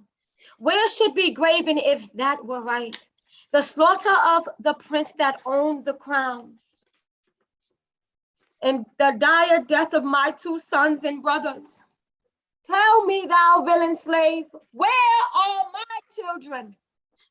Thou toad, where is thy brother Clarence, and little Ned Plantagenet, his son? Where is King Hastings, Rivers, Vaughan, Gray? Where is kind Hastings? A flourish trumpet, strike alarm drums. Let not the heavens hear these telltale women rail on the Lord's anointed. Strike, I say. Flourish and alarms. Either be patient and entreat me fair, or with the clamorous report of war, thus will I drown your exclamations. Art thou my son? I thank God, my father, and yourself. Then patiently hear my impatience. Madam, I have a touch of your condition that cannot brook the accent of reproof. Oh, let me speak. Do then, but I'll not hear. I will be mild and gentle in my words. And brief, good mother, for I am in haste. Art thou so hasty? I have stayed for thee, God knows, in torment and in agony. And came I not at last to comfort you? No, by the holy rood, thou knowst it well. Thou camest on earth to make the earth my hell. A grievous burden was thy birth to me. Tetchy and wayward was thy infancy. Thy school days frightful, desperate, wild, and furious. The prime of manhood, daring, bold, and venturous. Thy age confirmed, proud, subtle, sly, and bloody, more mild, but yet more harmful, kind and hatred. What comfortable hour canst thou name that ever graced me with thy company? Faith, none but Humphrey hour that called your grace to breakfast once forth of my company. If I be so disgracious in your eye, let me march on and not offend you, madam. Strike up the drum. I prithee, hear me speak. You speak too bitterly. Hear me a word, for I shall never speak to thee again. So, either thou wilt die by God's just ordinance, ere from this war thou turn a conqueror, or I with grief and extreme age shall perish and never more behold thy face again. Therefore take with thee my most grievous curse, which in the day of battle tire thee more than all the complete armor that thou wearest. My prayers on the adverse party fight, and there the little souls of Esward's children whisper the spirits of thine enemies and promise them success and victory. Bloody thou art, bloody will be thy end. Shame serves thy life, and doth thy death attend. The Duchess exits. Now for more cause, yet much less spirit to curse abides in me. I say amen to all. Stay, madam, I must talk a word with you. I have no more sons of the royal blood for thee to murder. For my daughters, Richard, they shall be praying nuns, not weeping queens, and therefore level not to hit their lives. You have a daughter called Elizabeth, virtuous and fair, royal and gracious. Must she die for this? Oh, let her live and I'll correct her manners, stain her beauty, slander myself as false to Edward's bed, throw over her the veil of infamy, so she may live unscarred of bleeding slaughter. I will confess she was not Edward's daughter. Wrong not her birth. She is a royal princess. To save her life, I'll say she is not so. Her life is safest only in her birth. And only in that safety died her brothers. Though at their birth good stars were opposite. No, to their lives bad friends were contrary. All unavoided is the doom of destiny. True. When avoided grace makes destiny. My babes were destined to a fairer death if grace had blessed thee with a fairer life. You speakest as if that I had slain my cousins. Cousins indeed, and by their uncle cousined of comfort, kingdom, kindred, freedom, life, whose hand so overlands their tender hearts, thy head all indirectly gave in direction. No doubt the murderous knife was dull and blunt, till it was whetted on thy stone hard heart, to revel in the entrails of thy lambs. But that stale use of grief makes grief's tame. My tongue should to thine ears not name my boys, so that my nails were anchored in thy eyes, and I in such a desperate bay of death, like a poor bark of sails in tackling breath, rush all to the pieces on thy rocky bosom. Madam, so thrive I in my enterprise and dangerous success of bloody wars, as I intend more good to you and yours than ever you and yours by me were harmed. What good is covered with the face of heaven to be discovered? That can do me good. The advancement of your children, gentle lady. Up to some scaffold, there to lose their heads? And to the dignity and height of fortune, the high imperial type of this earth's glory. Flatter my sorrows with report of it. Tell me what state, what dignity, what honor can thou demise to any child of mine? Even all I have, I and myself and all, will I withal endow a child of thine. So in the lethe of thine angry soul thou drown the sad remembrance of those wrongs which thou supposest I have done to thee. Be brief. Lest they be process of thy kind last longer, telling then thy kinder date. Then know that from my soul I love thy daughter. My daughter's mother thinks it with her soul. What do you think? That thou dost love my daughter from thy soul. So from thy soul loves did thou love her brothers. And from my heart's love, I do thank thee for it. Be not so hasty to confound my meaning. I mean that with my soul I love thy daughter, and do intend to make her of England. Say then, who doubts thou mean shall be her king? Even he that makes her queen.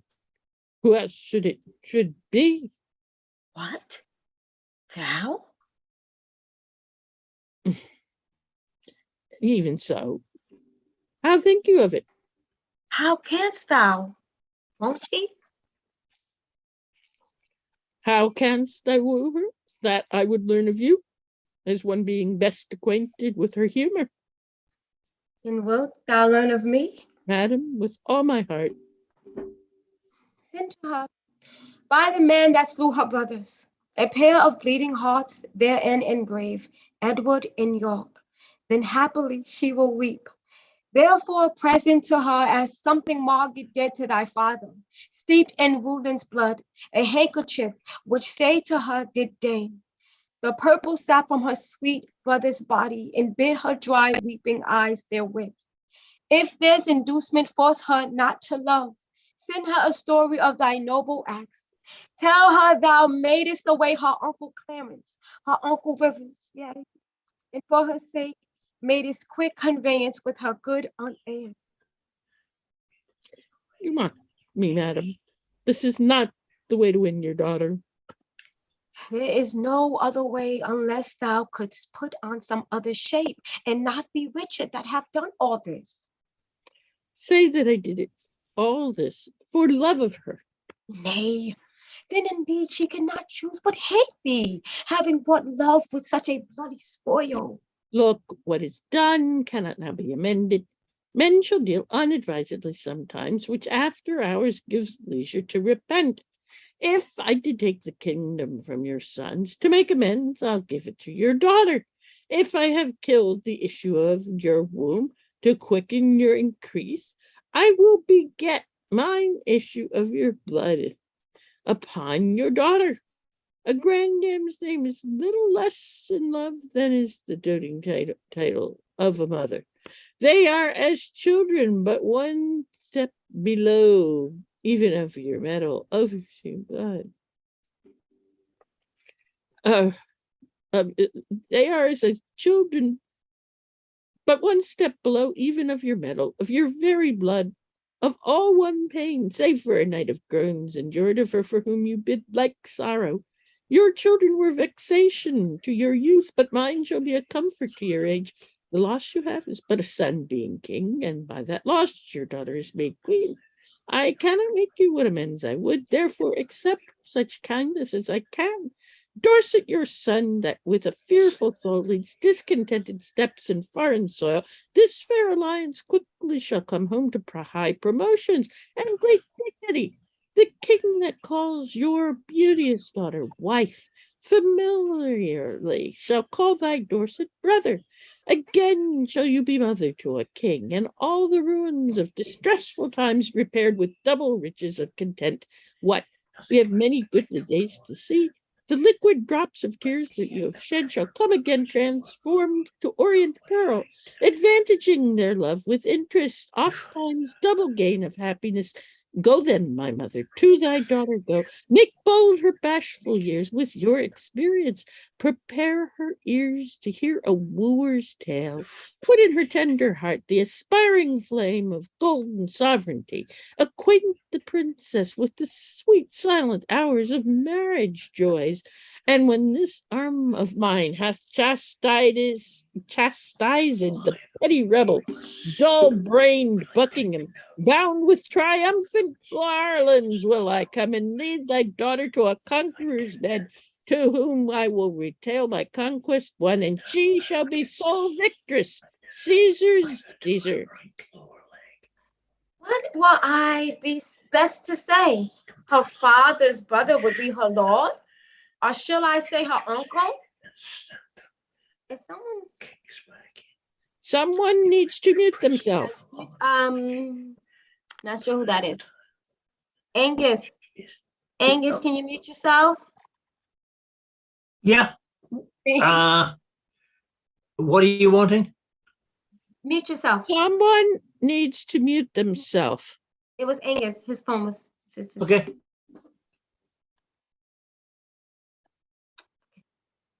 What was best to say? Her father's brother would be her lord? Or should I say her uncle? Or he that slew her brothers and her uncles? Under what title shall I woo for thee? That God, the Lord, my honor and her love, can make seem pleasing to her tender years. Infer fair England's peace by this alliance. Which she shall purchase with still lasting war? Tell her the king that may command entreats. That at her hands which the king's forbids. Say she shall be a high and mighty queen. To well the tide as her mother doth. Say I will love her everlastingly. But how long should that title ever last? Sweetly enforce unto her fair life's end. But how long fairly shall her sweet lie last?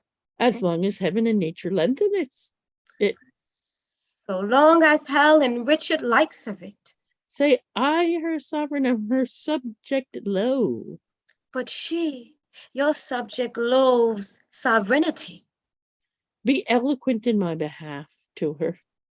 An honest tale speeds best being plainly told. And plainly to her tell my loving tale. Plain and not honest is too harsh a style. Your reasons are too shallow and too quick. Oh no, my reasons are deep and dead. Too deep and dead, poor infants in their grave.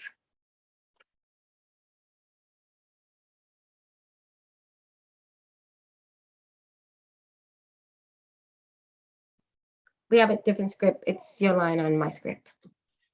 Harp not on that string, madam, that is past. Now by my George, my garter and my crown. Harp on it still shall I till heartstrings break. Harp not on that string, madam, that is past. Now by my George, my garter and my crown. Profaned, dishonored, and the third usurped. I swear. By nothing, for this is no oath. The George profaned hath lost his holy honor. The garter blemished, pawned his knightly virtue. The crown usurped, disgraced his king glory. If something thou wouldst swear to be believed, swear then by something that thou hast no wrong. Then by myself. 'Tis full of thou foul wrongs. Then by myself. Thy last hath that dishonored. Go back. Then by myself. Thou hast thyself misused it. Now by the world. Why then by God? Now by the world. We have different scripts, so I'm sorry. I don't have that line. Tis full of thy foul wrongs. My father's death. Thy life hath that dishonored. Why then by heaven? Don't have that. Why then by heaven? God's wrong is most of all. If thou had it spared, break an oath by him. The unity, the king, the brother made, had not been broken, nor my brother slain. If thou hast spared, break an oath by him. The imperial metal, circling now thy brow, had graced the tender temples of my child. And both the prince had been breathing here, which now two tender playfellows to dust. Thy broken faith had made a prey for worms. What canst thou swear by now? The time to come. That thou hast wronged in time of past. For I myself have many tears to wash, here after time, from time past wronged by thee. The children lived whose parents thou hast slaughtered, ungoverned youth, to wait it in their age. The parents live whose children thou hast butchered, old withered plants, to well it with their age. Swear not by time to come, for that thou hast misused ere use, by time misused of past. As I intend to prosper and repent, so thrive I in my dangerous affairs of hostile arms. Myself confound. Heaven and fortune bar me happy hours. Day, yield me not thy light, nor night thy rest. Be opposite all planets of good luck to my proceeding. If with dear heart's love, immaculate devotion, holy thoughts I tender not thy beauteous princely daughter, in her consists my happiness and thine. Without her follows to myself and thee herself, the land, and many a Christian soul, death, desolation, ruin, and decay. It cannot be avoided but by this. It will not be avoided but by this. Therefore, dear mother, I must call you so. By the attorney of my love to her, plead what I will be, not what I have been. Not my deserts, but what I will deserve. Urge the necessity and state of times, and be not peevish found in great designs. Shall I be tempted of the devil thus? And if the devil tempt you to do wrong, do good, Shall I forget myself to be myself? and if yourself's remembrance wrong yourself. But thou didst kill my children. But in your daughter's womb I buried them, where in that nest of spicery they will breed selves of themselves to your recomfiture. Shall I go win my daughters to thy will? And be a happy mother by the deed. I go. Write to me very shortly, and you shall understand from me. Oh my. Queen Bear Elizabeth I- exits. Bear her my true love's kiss, and so farewell. Relenting fool and shallow changing woman. How now? What news? Radcliffe enters. Most mighty sovereign, on the western coast rideth a puissant navy to our shores, through many doubtful, hollow-hearted friends, unarmed and unresolved to beat them back. 'Tis thought that Richmond is their admiral, and there they haul, expecting but the aid of Buckingham to welcome them ashore. Some light-footed friend, post to the Duke of Norfolk. Ratcliffe, thyself, or Catesby, where is he? Here, my lord. Catesby, fly to the Duke. I will, my lord, with all convenient haste. Catesby, come hither, post to Salisbury. When thou comest thither, dull, unmindful villain, why stayest thou here, and goest not to the Duke? First, mighty liege, tell me your highness' pleasure. What from the grace I shall deliver to him? Oh, true. Good Catesby. Bid him levy straight the greatest strength and power that he can make, and meet me suddenly at Salisbury. I go. Well, what may it please you shall I do at Salisbury? Why, what wouldst thou do there before I go? Your highness told me I should post before. My mind is changed. Lord Stanley enters. Stanley, what news with you? None, my good liege, to please you with the hearing, nor none so bad, but may be reported. Hoy day, a riddle, neither good nor bad. What needst thou run so many miles about when thou mayst tell thy tale the nearest way? Once more, what news? Richmond is on the seas. There let him sink, and be the seas on him, white-livered renegade. What doth he there? I know not, mighty sovereign, but my guess. Well, as you guess. Stirred up by Dorset, Buckingham, and Morton, he makes for England, here to claim the crown. Is the chair empty? Is the sword unswayed? Is the king dead? The empire unpossessed? What heir of York is there alive but we? And who is Edward's king but great York's heir? Then tell me what makes he upon the sea? Unless for that, my liege, I cannot guess. Unless for that he comes to be your liege, you cannot guess wherefore the Welshman comes. Thou wilt revolt and fly to him, I fear. No, my good lord, therefore mistrust me not. Where is thy power then to beat him back? Where be thy tenants and thy followers? Are they not now on the western shore, safe conducting the rebels from their ships? No, my good lord, my friends are in the north. Cold friends to me. What do they in the north when they should serve their sovereign in the west? They have not been commanded, mighty king. Pleases your majesty to give me leave. I'll muster up my friends and meet your grace where and what time your majesty shall please. Aye, thou wouldst be gone to join with Richmond, but I'll not trust thee. Most mighty sovereign, you have no cause to hold my friendship doubtful. I never was, nor never will be false. Go then and muster men, but leave behind your son George Stanley. Look your heart be firm, or else his head's assurance is but frail. So deal with him, as I'd prove true to you.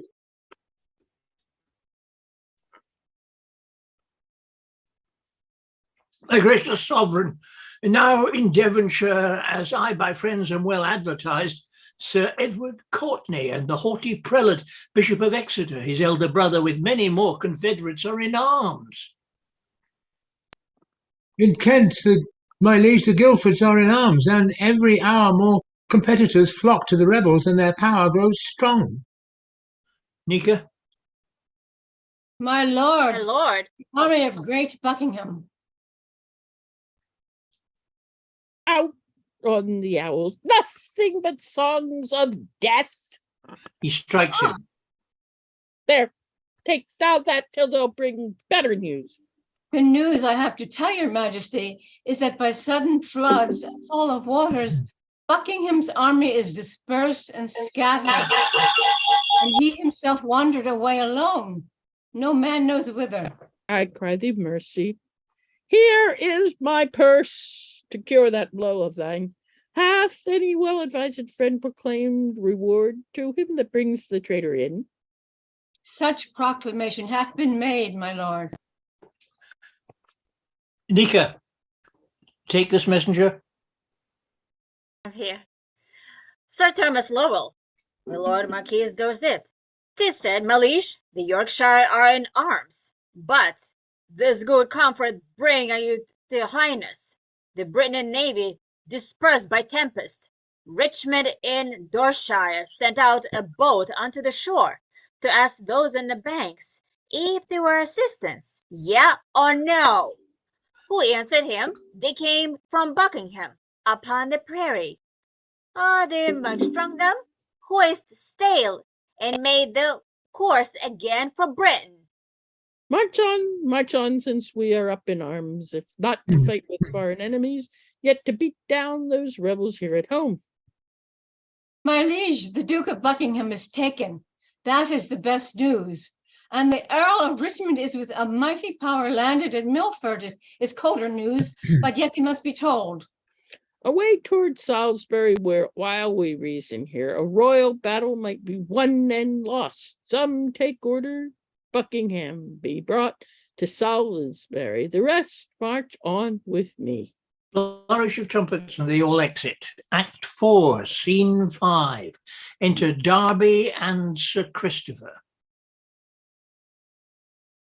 Sir Christopher, tell Richmond this from me, that in the style of the most deadly boar, my son George Stanley is franked up in whole.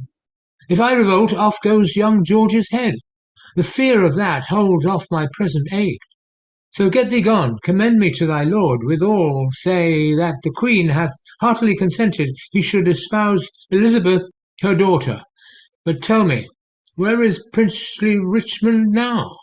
At Pembroke or at Hertford West in Wales.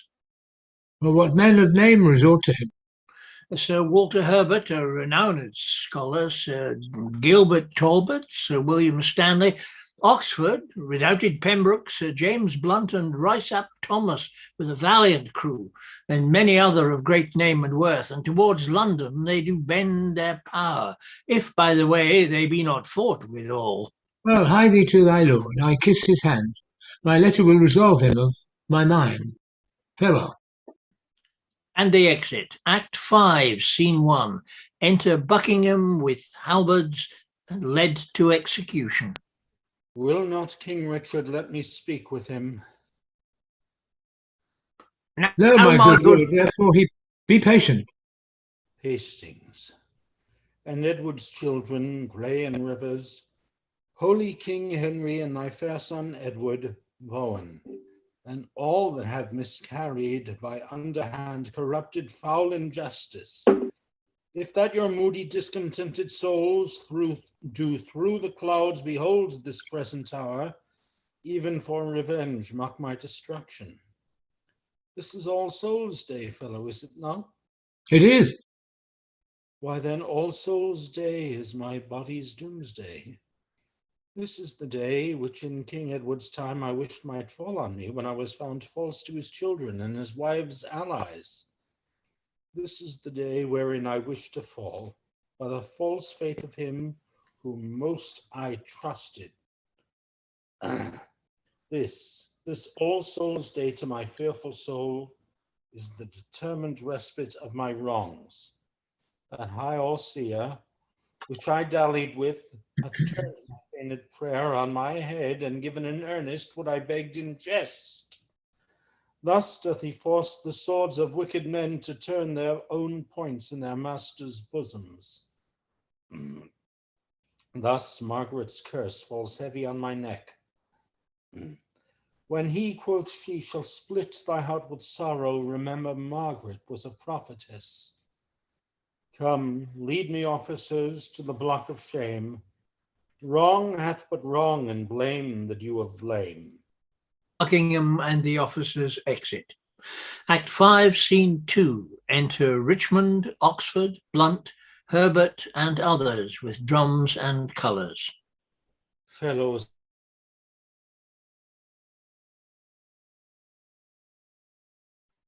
Your sound is gone. Your sound is gone, Ken.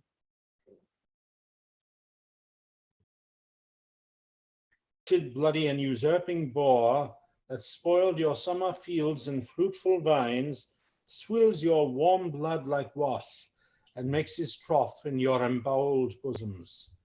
This foul swine is now even in the century of this isle, near to the town of Leicester, as we learn. From Tamworth thither is but one day's march.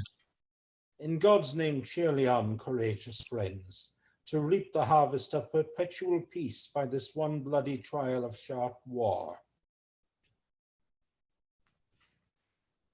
Henry, take that.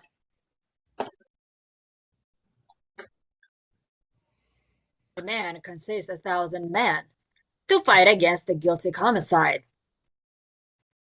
I doubt not, but his friends will turn to us. He hath no friends, but what are friends for fear, which in his dearest need will fly from him? All for our vantage, then, in God's name march. True hope is swift and flies with swallows' wings. Kings it makes gods, and men are gracious kings. And they all exit. Act 5, Scene 3. Enter King Richard in arms with Norfolk, Ratcliffe, and the Earl of Surrey. Here pitch our tent, even here in Bosworth Field. My lord of Surrey, why look you so sad? My heart is 10 times lighter than my looks. My lord of Norfolk. Here, most gracious liege. Norfolk, we must have knots, must we not? We must both give and take, my loving lord. Up with my tent here will I lie tonight, but where tomorrow? Well, all's one for that. Final line. Who hath described the number of the traitors? 6 or 7,000 is their utmost power. Why, our battalion trebles that account. Besides, the king's name is a tower of strength which they upon the adverse faction want. Up with the tent. Come, noble gentlemen, let us survey the vantage of the ground. Call for some men of sound direction. Let's lack no discipline, make no delay. For lords, tomorrow is a busy day. And he exits. Enter Richmond, Sir William Brandon, Oxford, and Dorset. The weary sun hath made a golden set, and by the bright tract of his fiery car gives token of a goodly day tomorrow. Sir William Brandon, you shall bear my standard. Give me some ink and paper in my tent, I'll draw the form and model of our battle. Limit each leader to his several charge, and part in just proportion our small power. My Lord of Oxford, you, Sir William Brandon, and you, Sir Walter Herbert, stay with me. The Earl of Pembroke keeps his regiment. Good Captain Blunt, bear my good night to him, and by the 2nd hour in the morning desire the Earl to see me in my tent. Yet one thing more, good Captain, do for me. Where is Lord Stanley quartered, do you know? Unless I have mistaken his colours much, which well I am assured I have not done, his regiment lies half a mile at least south from the mighty power of the king. If without peril it be possible, sweet Blunt, make some good means to speak with him, and give him from me this most needful note. Upon my life, my lord, I'll undertake it, and so God give you quiet rest tonight. Good night, good Captain Blunt. Come, gentlemen, let us consult upon tomorrow's business. Into my tent. The dew is raw and cold. And they withdraw into the tent. Enter Richard, Ratcliffe, Norfolk, and Catesby.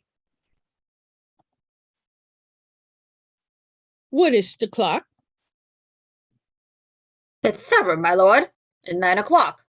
I will not sup tonight. Give me some ink and paper. What? Is my beaver easier than it was, and all my armor laid into my tent? It is, my liege, and all things are in readiness. Good Norfolk, hie thee to thy charge. Use careful watch, choose trusty sentinels. I go, my lord.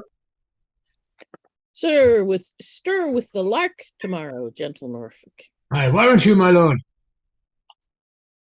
Ratcliffe, My lord. send out a pursuivant at arms to Stanley's regiment. Bid him bring his power before sun rising, lest his son George fall into the blind cave of eternal night. Fill me a bowl of wine. Give me a watch, saddle white Surrey for the field tomorrow. Look that my staves be sound and not too heavy. Ratcliffe, My lord. sauce the melancholy Lord Northumberland. Thomas, the Earl of Surrey, and himself, much about cockshut time, from troop to troop, went through the army, cheering up the soldiers. So I'm satisfied. Give me a bowl of wine.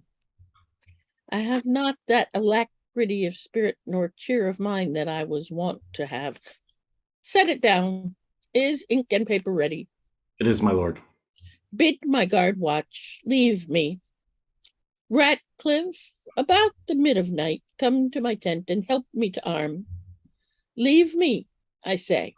Ratcliffe exits. Derby and Richmond enter to Richard's tent. Fortune and victory sit upon thy helm. All comfort that the dark night can afford be to thy person, noble father-in-law. Tell me, how fares our noble mother? I, by attorney, bless thee from thy mother, who prays continually for Richmond's good. So much for that. The silent hours steal on, and flaky darkness breaks within the east. In brief, for so the season bids us be, prepare thy battle early in the morning, and put thy fortune to the arbitrament of bloody strokes and mortal staring war. I, as I may, that which I would, I cannot, with best advantage will deceive the time and aid thee in this doubtful shock of arms. But on thy side I may not be too forward, lest being seen, thy brother, tender George, be executed in his father's sight. Farewell. The leisure and the fearful time cuts off the ceremonious vows of love and ample interchange of sweet discourse, which so long sundered friends should dwell upon. God give us leisure for these rites of love. Once more adieu, be valiant, and speed well. Good lords, conduct him to his regiment. I'll strive with troubled noise to take a nap, lest leaden slumber pays me down tomorrow, when I should mount with wings of victory. Once more good night, kind lords and gentlemen. They exit, leaving Richmond alone. O thou, whose captain I account myself, look on my forces with a gracious eye. Put in their hands thy bruising irons of wrath, that they may crush down with a heavy fall the usurping helmets of our adversaries. Make us thy ministers of chastisement, that we may praise thee in thy victory. To thee I do commend my watchful soul, ere I let fall the windows of mine eye. Sleeping and waking, O defend me still. And he sleeps. Enter the ghost of Prince Edward, son to Henry VI. Let me sit heavy on thy soul tomorrow. Think how thou dost stab me in my prime of youth at Tewkesbury. Despair, therefore, and die. Be cheerful, Richmond, for the wronged souls of butchered princes fight in thy behalf. King Henry's issue, Richmond comforts thee. The ghost of Henry VI enters. When I was mortal, my anointed body by thee was punched full of holes. Think on the tower and me, despair and die. Harry VI bids thee despair and die. Virtuous and holy be thou, conqueror. Harry, that prophecy thou shouldst be king. Discomfort thee in sleep, live and flourish. Enter the ghost of Clarence. Let me sit heavy in thy soul tomorrow. I that was washed to death with fulsome wine. Poor Clarence, by thy guile betrayed to death. Tomorrow in the battle think on me, and fall thy edgeless sword, despair and die. Thou offspring of the house of Lancaster, the wronged heirs of York do pray for thee. Good angels guard thy battle. Live and flourish. Enter the ghosts of Rivers, Grey and Vaughan. Let me sit heavy in thy soul tomorrow, Rivers that died at Pomfret, despair and die. Think upon upon and let thy soul despair. Think upon Vaughan, and with guilty fear let fall thy lance, despair and die. Awake, and think our wrongs in Richard's bosom will conquer him. Awake, and win the day. Enter the ghost of Lord Hastings. Henry, can you take that? Yes. Bloody and guilty, guiltily awake, and in a bloody battle end thy days. Think on Lord Hastings, despair and die. Quiet, untroubled soul, awake, awake, arm, fight, and conquer for fair England's sake. Enter the ghosts of the two young princes. Ghost, Jennifer, dream on thy cousins. Among thy cousins, smothered in the tower. Let us be laid within the bosom, Richard, and weigh thee down to ruin, shame, and death. Thy nephew bids thee despair, and die.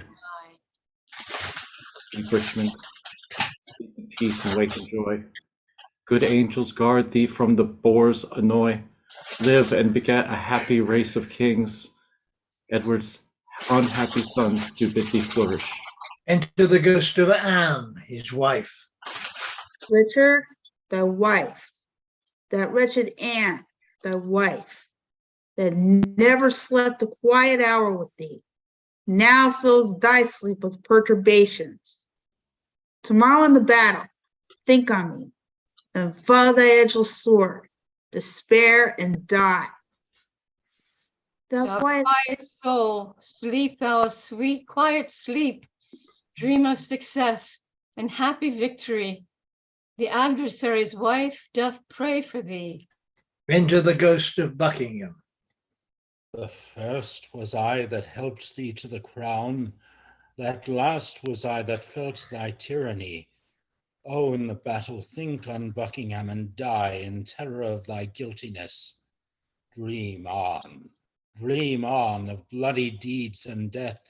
Fainting despair, despairing yield thy breath. I died for hope ere I could lend thee aid. But cheer thy heart and be thou not dismayed. God and good angels fight on Richmond's side, and Richard fall in height of all his pride. Richard starts out of his dream. Give me another horse. Bind up my wounds. Have mercy, Jesus. Soft, I did but dream. O coward conscience, how doth thou afflict me? The lights burn blue. It is not dead midnight.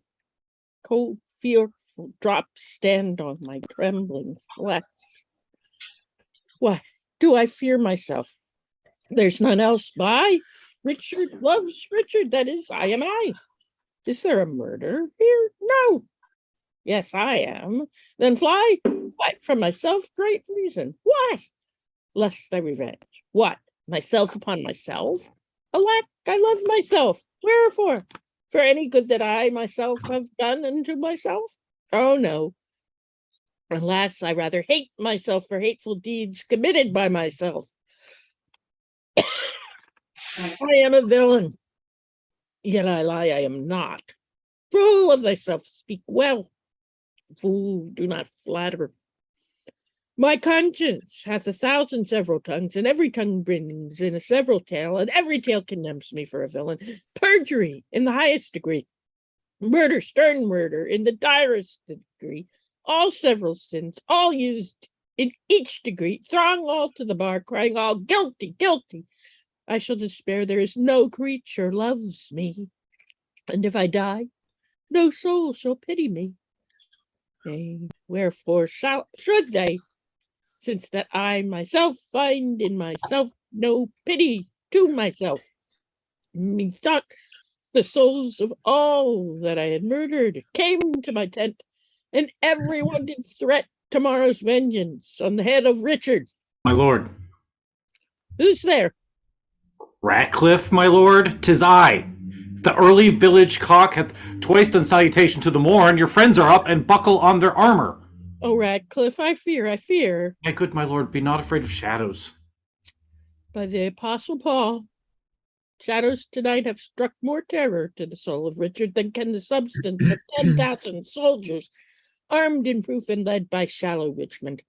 'Tis not yet near day. Come, go with me under our tents. I'll play the eavesdropper to hear if any mean to shrink from me. Richard and Ratcliffe exit. The lords enter to Richmond, sitting in his tent. Good morrow, Richmond. Cry mercy, lords and watchful gentlemen, that you have ta'en a tardy sluggard here. Have you slept, my lord? The sweetest sleep and fairest boding dreams that ever entered in a drowsy head have I since your departure had, my lords. Methought their souls, whose bodies Richard murdered, came to my tent and cried on victory. I promise you my heart is very jocund in the remembrance of so fair a dream. How far into the morning is it, lords? Upon the stroke of 4. Why then 'tis time to arm and give direction. Richmond gives his oration to the soldiers. More than I have said, loving countrymen, the leisure and enforcement of the time forbids to dwell upon. Yet remember this, God and our good cause fight upon our side. The prayers of holy saints and wronged souls like high-reared bulwarks stand before our faces. Richard, except those whom we fight against, had rather have us win than him they follow. For what is he they follow? Truly, gentlemen, a bloody tyrant and a homicide, one raised in blood and one blood established, one that made means to come by what he hath, and slaughtered those that were the means to help him.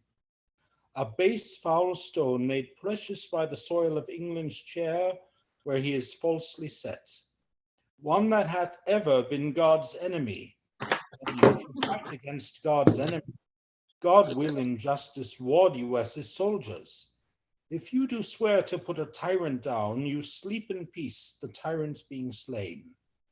If you do fight against your country's foes, your country's fat shall pay your pains the higher.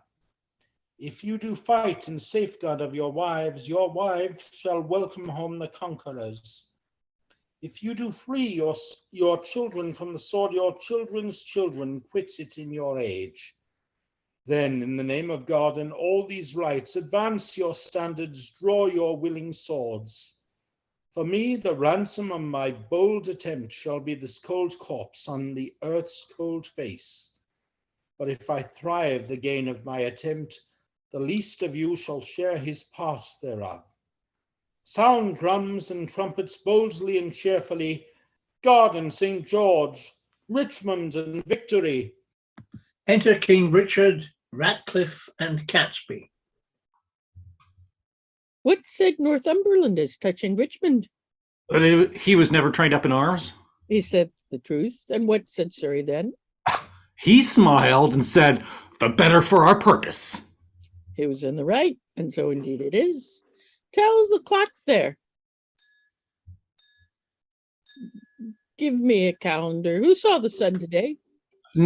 I, my lord. Then he disdains to shine, for by the book he should have braved the east an hour ago.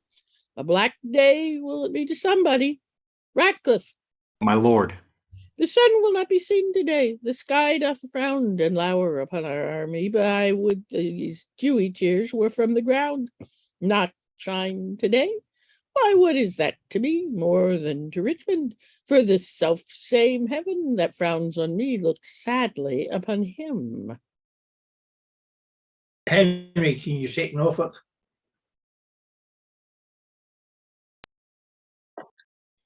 Never mind. Arm, arm, my lord. The foe vaunts in the field. Come, bustle, bustle. Comparison, my horse. Call up Lord Standy. Bid him bring his power. I will lead forth my soldiers to the plain, and thus my battle shall be ordered. My forward shall be drawn in length, consisting equally of horse and foot. Our archers shall be placed in the midst. John, Duke of Norfolk, Thomas, Earl of Surrey, shall have the leading of the foot and horse. They thus directed, we will flow in the main battle, whose puissance on either side shall be well winged with our chiefest horse, this and St. George to boot. What thinkst thou, Norfolk? A good direction, warlike sovereign. This found I on my tent this morning. Jockey of Norfolk, be not so bold, for Dickon thy master is bought and sold. A thing devised by the enemy.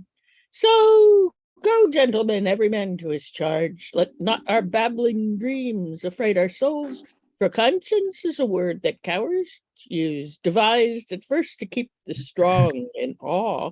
Our strong arms be our conscience, swords our law. March on, join bravely, let us to it pell-mell. If not to heaven, then hand in hand to hell. What shall I say more than I have inferred? Remember whom you are to cope withal, a sort of vagabonds, rascals, and runaways, a scum of Britons, and base lackey peasants, whom their o'ercloyed country vomits forth to desperate adventures and assured destruction. You sleeping safe, they bring you to unrest. You having lands and blessed with beauteous wives, they would restrain the other, disdain the other.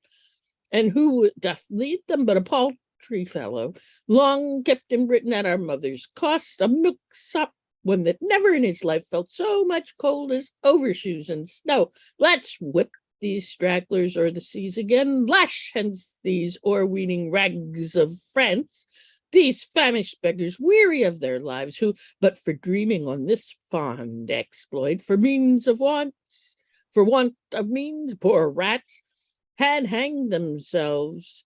If we be conquered, let men conquer us, and not these bastard Britons, whom our fathers have in their own land beaten, bobbed, and thumped, and on record left them the heirs of shame.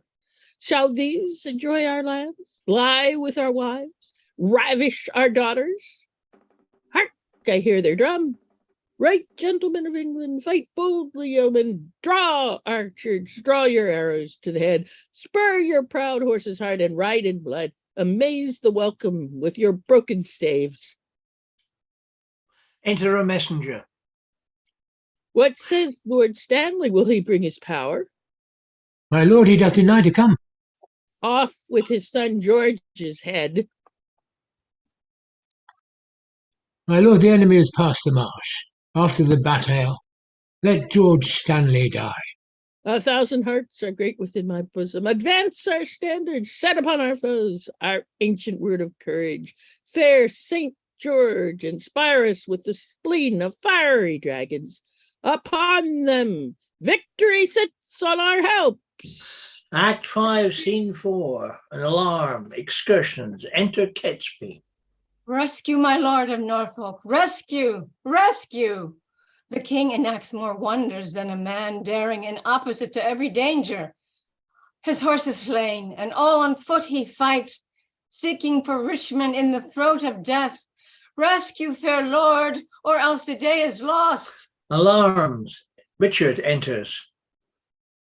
A horse! A horse! My kingdom for a horse!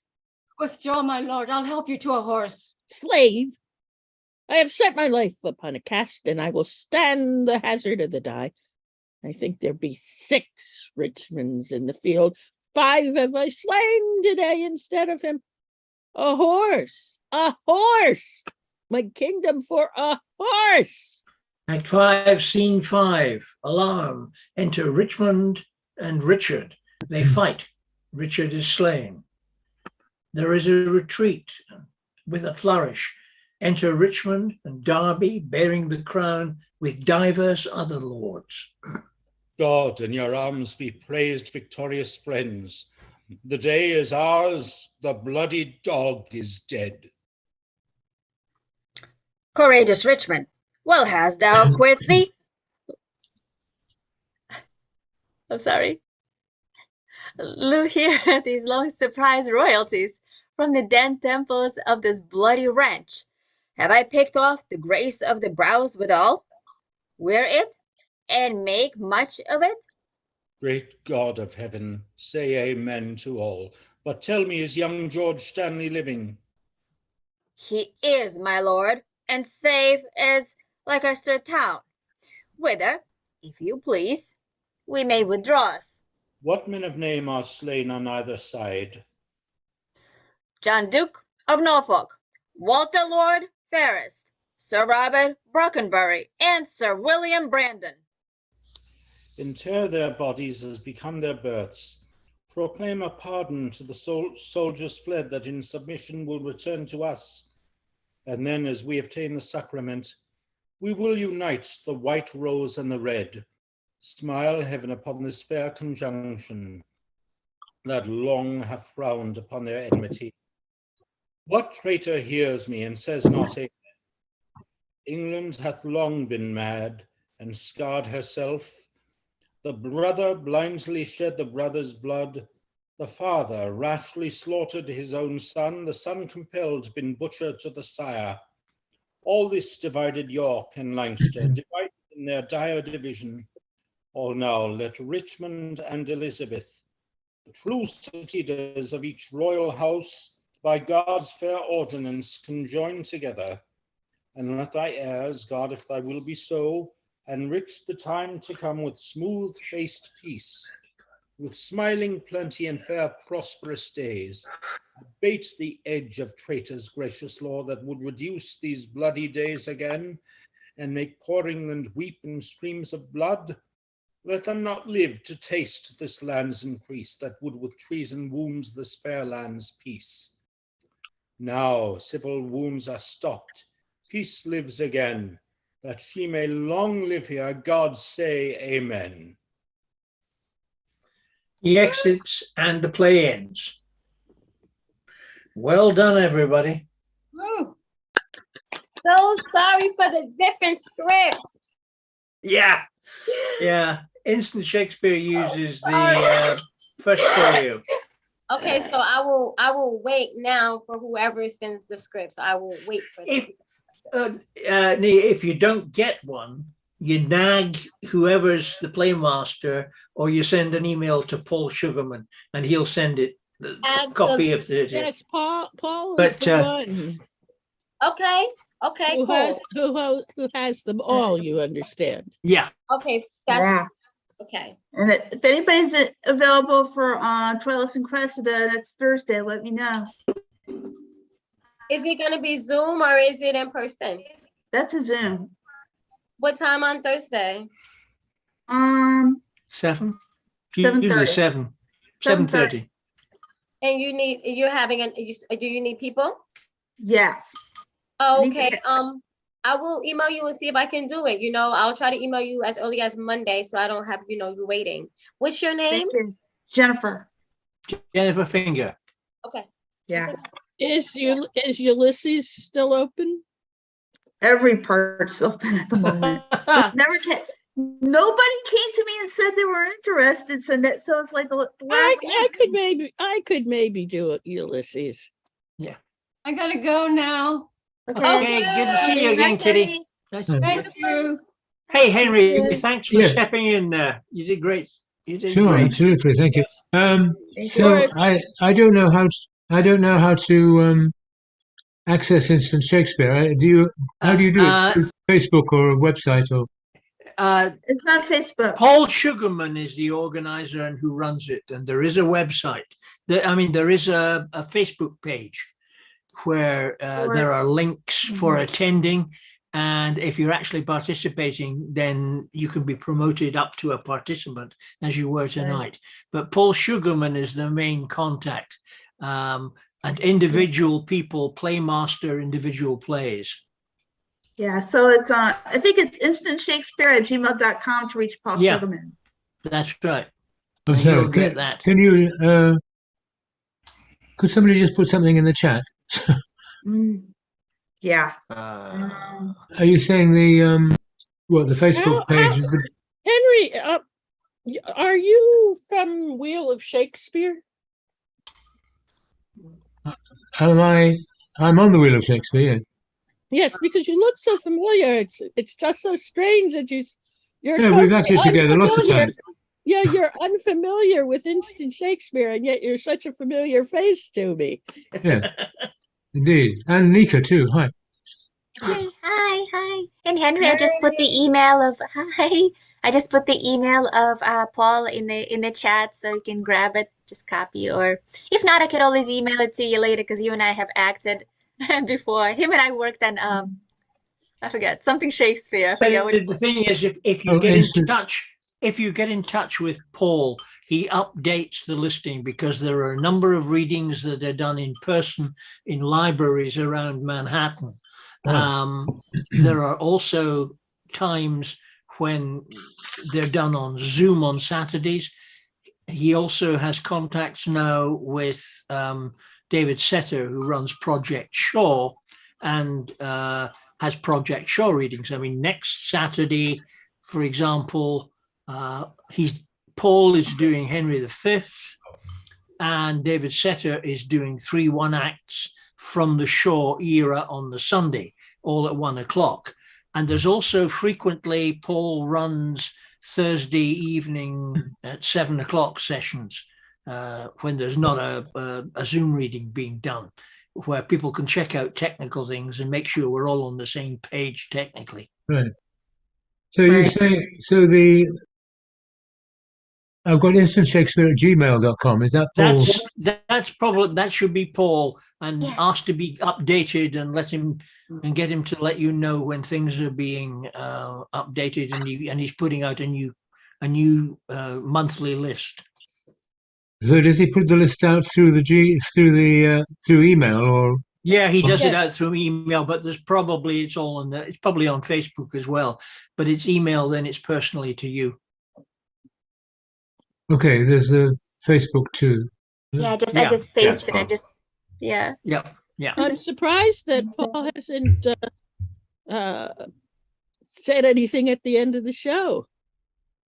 Oh, he's there he is. There's the man. Good job, everyone. Good job, Eleanor. Thanks for putting this together and doing a good job with this. And welcome. Thank you, Henry, for joining us. And let me recommend him to you, because I've seen him on your list, Paul. Get him on your list. I've seen him on the Wheel of Shakespeare many times. So I get credit for him because I invited. Okay.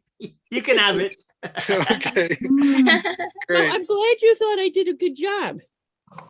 Yes.